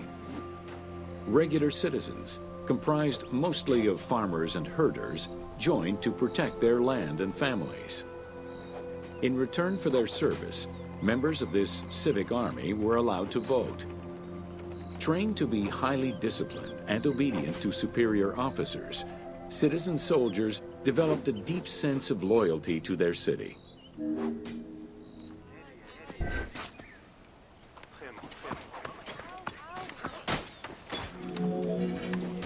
The quality of the armor of a Roman foot soldier was intrinsically linked to his social status and wealth. Chainmail was the most commonly used type of armor. Scale armor, made famous in today's media, came into use after Caesar's time. Foot soldiers carried large and oblong shields, while the cavalry used smaller ones of Greek origin. Soldiers were expected to carry their own kit, including the tools required for the construction of forts and tents.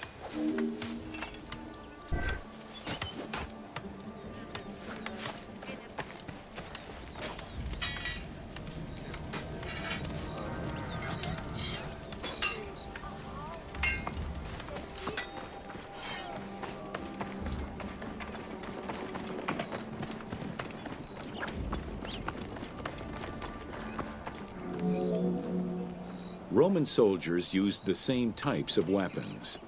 The stomach and face were the most targeted parts of the body. As such, a legionary was equipped with two close combat weapons, a dagger and a short sword, known as a gladius. One of the most ingenious Roman weapons was the javelin. Its pyramid-shaped tip pierced the body, while its iron shank was designed to break upon impact, stopping the enemy from throwing it back.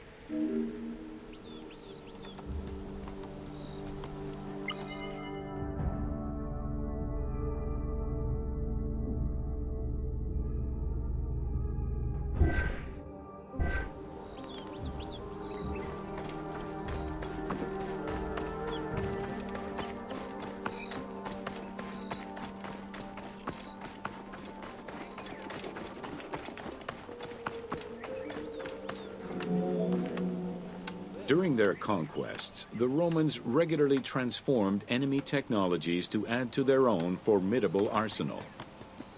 After capturing a Carthaginian vessel, the Romans adopted its better features and constructed a superior fleet of ships. Adapting heavy artillery designs from Greek models aided the Romans in building catapults and ballistae. The latter became an iconic symbol of Roman warfare.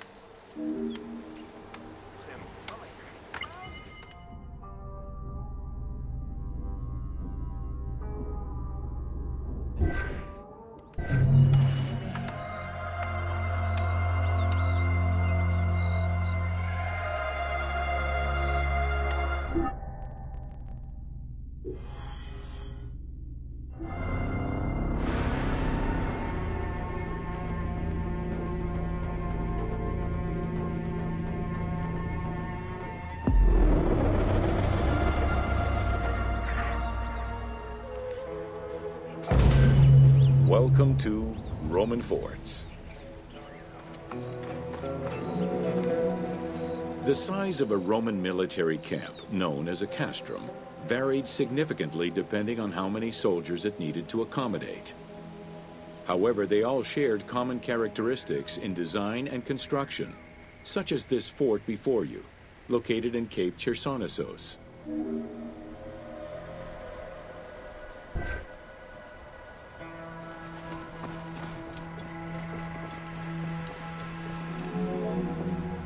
Rectangular in shape, the forts were heavily fortified by ramparts and a ditch system. The walls were reinforced with parapets, essentially an extension at the roofline which allowed a protective barrier for patrolling soldiers. Depending on the availability of materials, some forts were built with stone, timbers, stacked turf, and particularly in the eastern part of the empire, baked brick.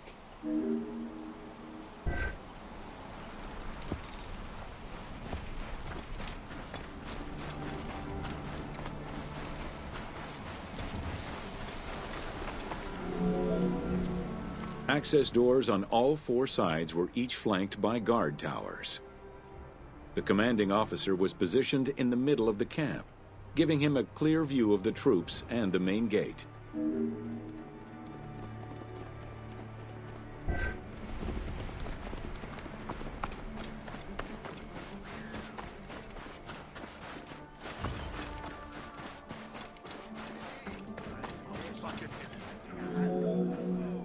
Along with sleeping barracks for the soldiers, the fort also had a granary that was expected to hold rations for a year or longer. To ensure the health of the soldiers, every camp was equipped with medical staff and a hospital. A clean water supply with conduits for a bathhouse and latrines was included in the construction of every fort.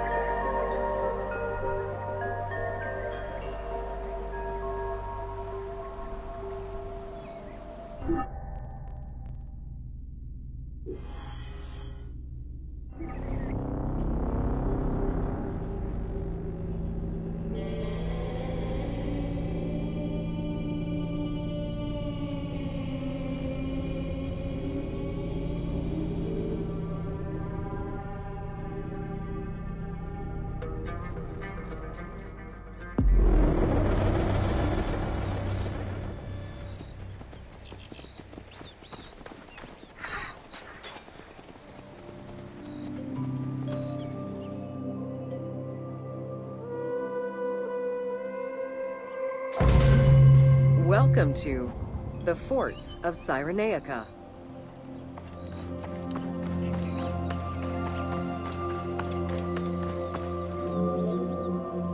Cyrenaica was a Libyan region under Roman control, gifted to Rome by one of Cleopatra's ancestors.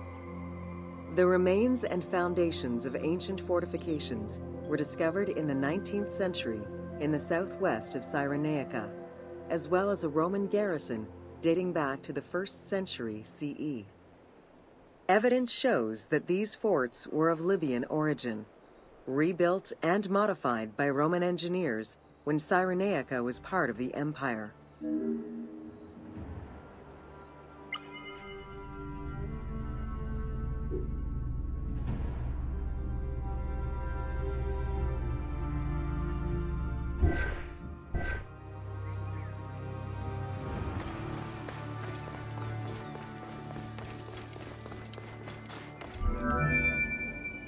Stone was the most commonly used material to build forts in Egypt and Cyrenaica.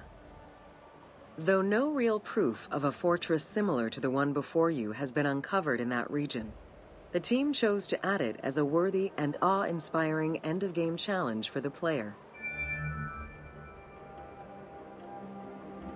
That's why it didn't seem familiar. I haven't progressed that far in the game.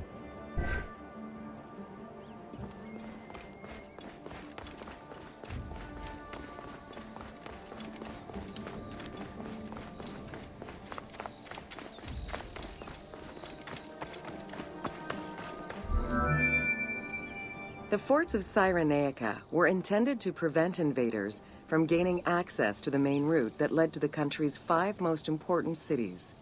These forts were built close to coastal plains and deserts for added defense. 3 of these cities were recreated by the team: Balagrae, Apollonia, and Cyrene. Had it existed, the fort before you would have protected the road leading to Balagrae.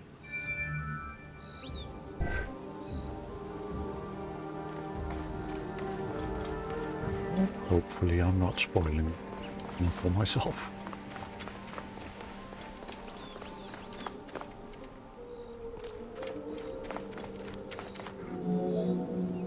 Other than reference to an attack around 404 CE and a military reorganization by Emperor Justinian during the 6th century CE, we still know little of the Roman military presence in Cyrenaica.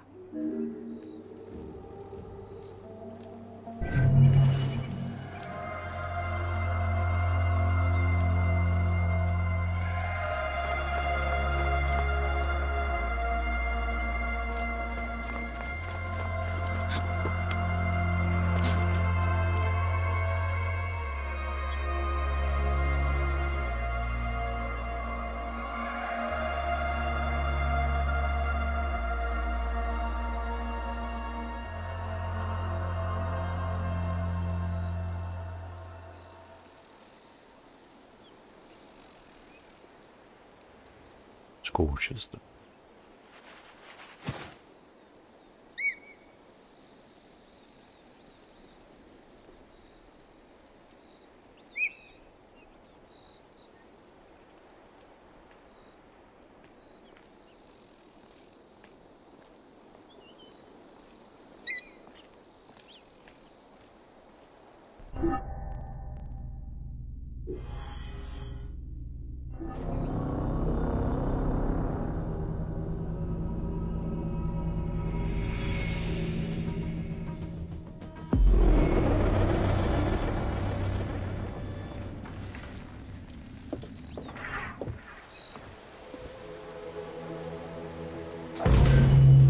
Welcome to Roman Aqueducts.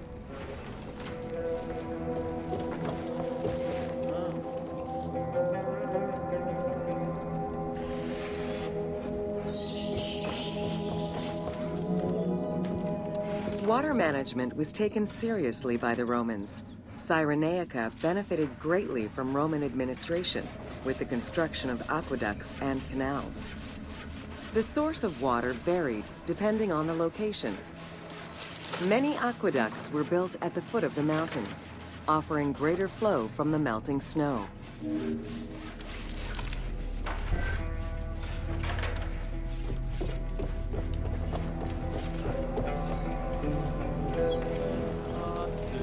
A cat. My cat. Physical cat.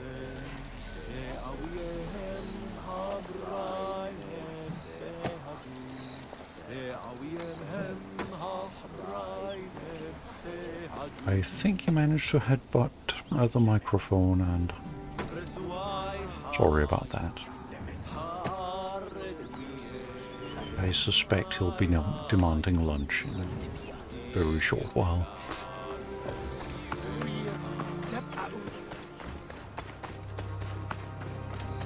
The good thing about physical cats, you can pet those.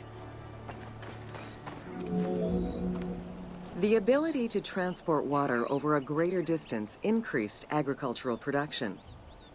Some aqueducts were reported to be over 7 kilometers in length. Where the Greeks of Libya originally focused mainly on olive trees and figs, which required less water, the advent of Roman aqueducts allowed for a far greater crop diversity. Every farm's water use was carefully scheduled.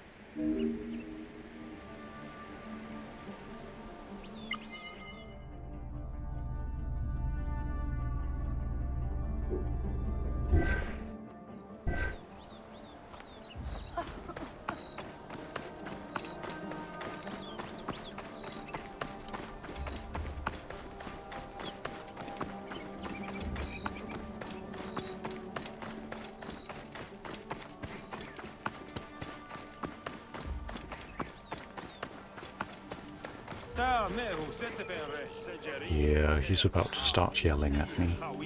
I'll just go feed him, and then I'll be back.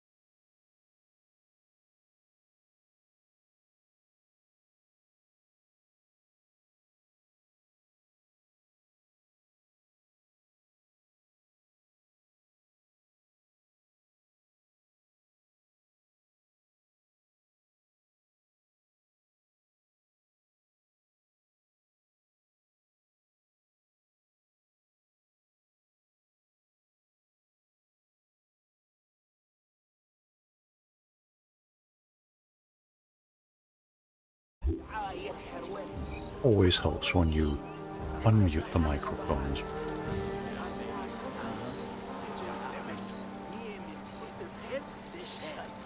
Hey, Uli. The engineering methods used to create aqueducts were constantly reviewed, with a clear focus on exploiting the local environment. Materials, water usage, cleaning regulations, and a deep understanding of how to exploit gravity itself were all important concerns. Several fortresses were built to protect the aqueducts, basins, and cisterns.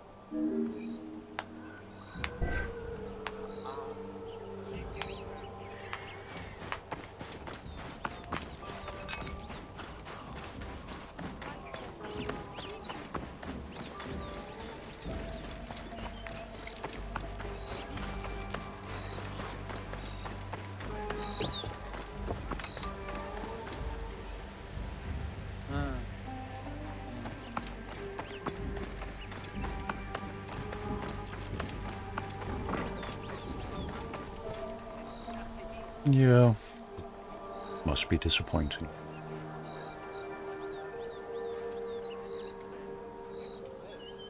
Damn humans.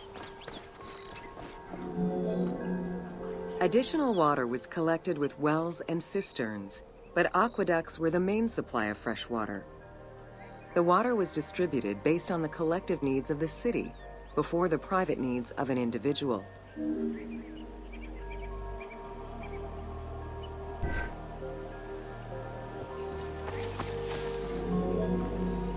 Almost all aqueducts ended in a fountain where the water circulated to clean the streets and supply bathhouses and latrines, thus improving the cleanliness of Cyrenaica's cities.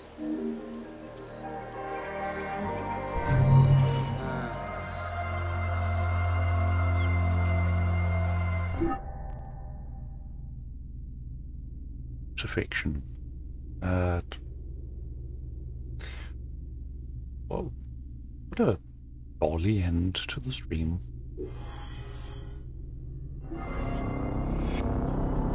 I'm afraid you've come in just as I was going to stop. Really.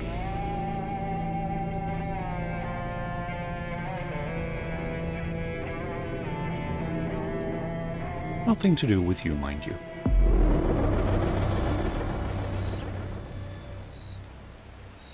I have laundry, shopping, a litter box to empty.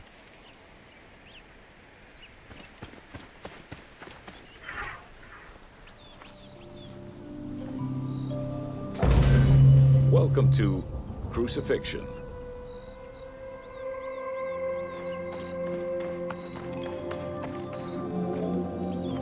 In terms of the severity of Roman justice, crucifixion was at the top of the list of corporal punishment, followed by death by fire and decapitation. The upper class considered crucifixion unworthy of their position. Those lucky enough to have Roman citizenship were also exempt from such treatment.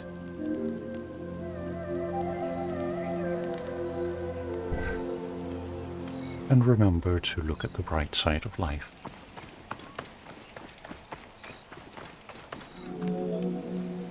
Easily accessible, crucifixions were popular entertainment among the citizenry.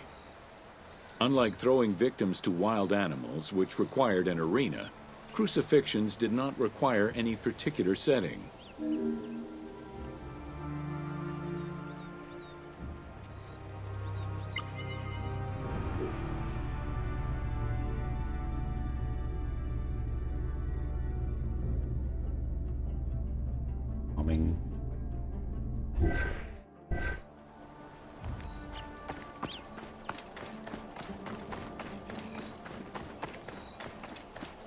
So, I suppose we can cross that one off our list.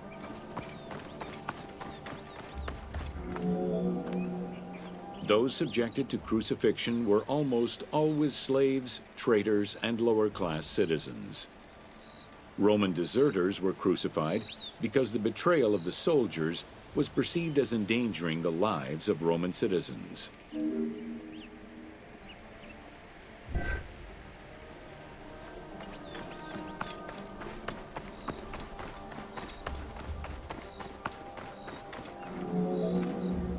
In 71 BCE, a major slave uprising in Italia was repressed by the Roman army. This resulted in the crucifixion of 6,000 men, including their leader, a slave and former gladiator known as Spartacus.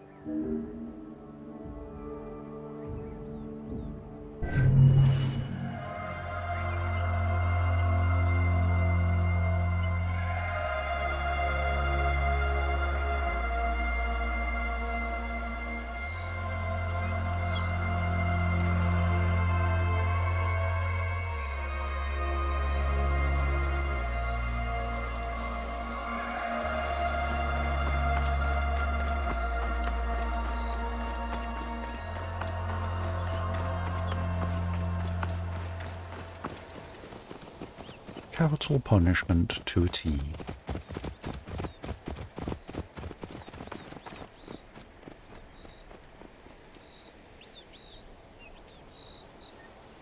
But yes, on that frightfully jolly note, I think I'll end the stream here.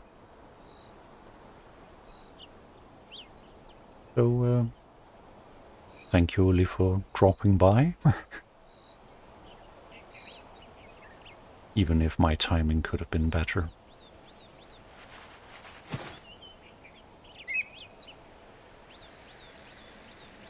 But, I hope you have a nice day and a nice weekend, and we'll probably see you over at Mel's chat. Okay? Thanks for dropping in, and talk to you later.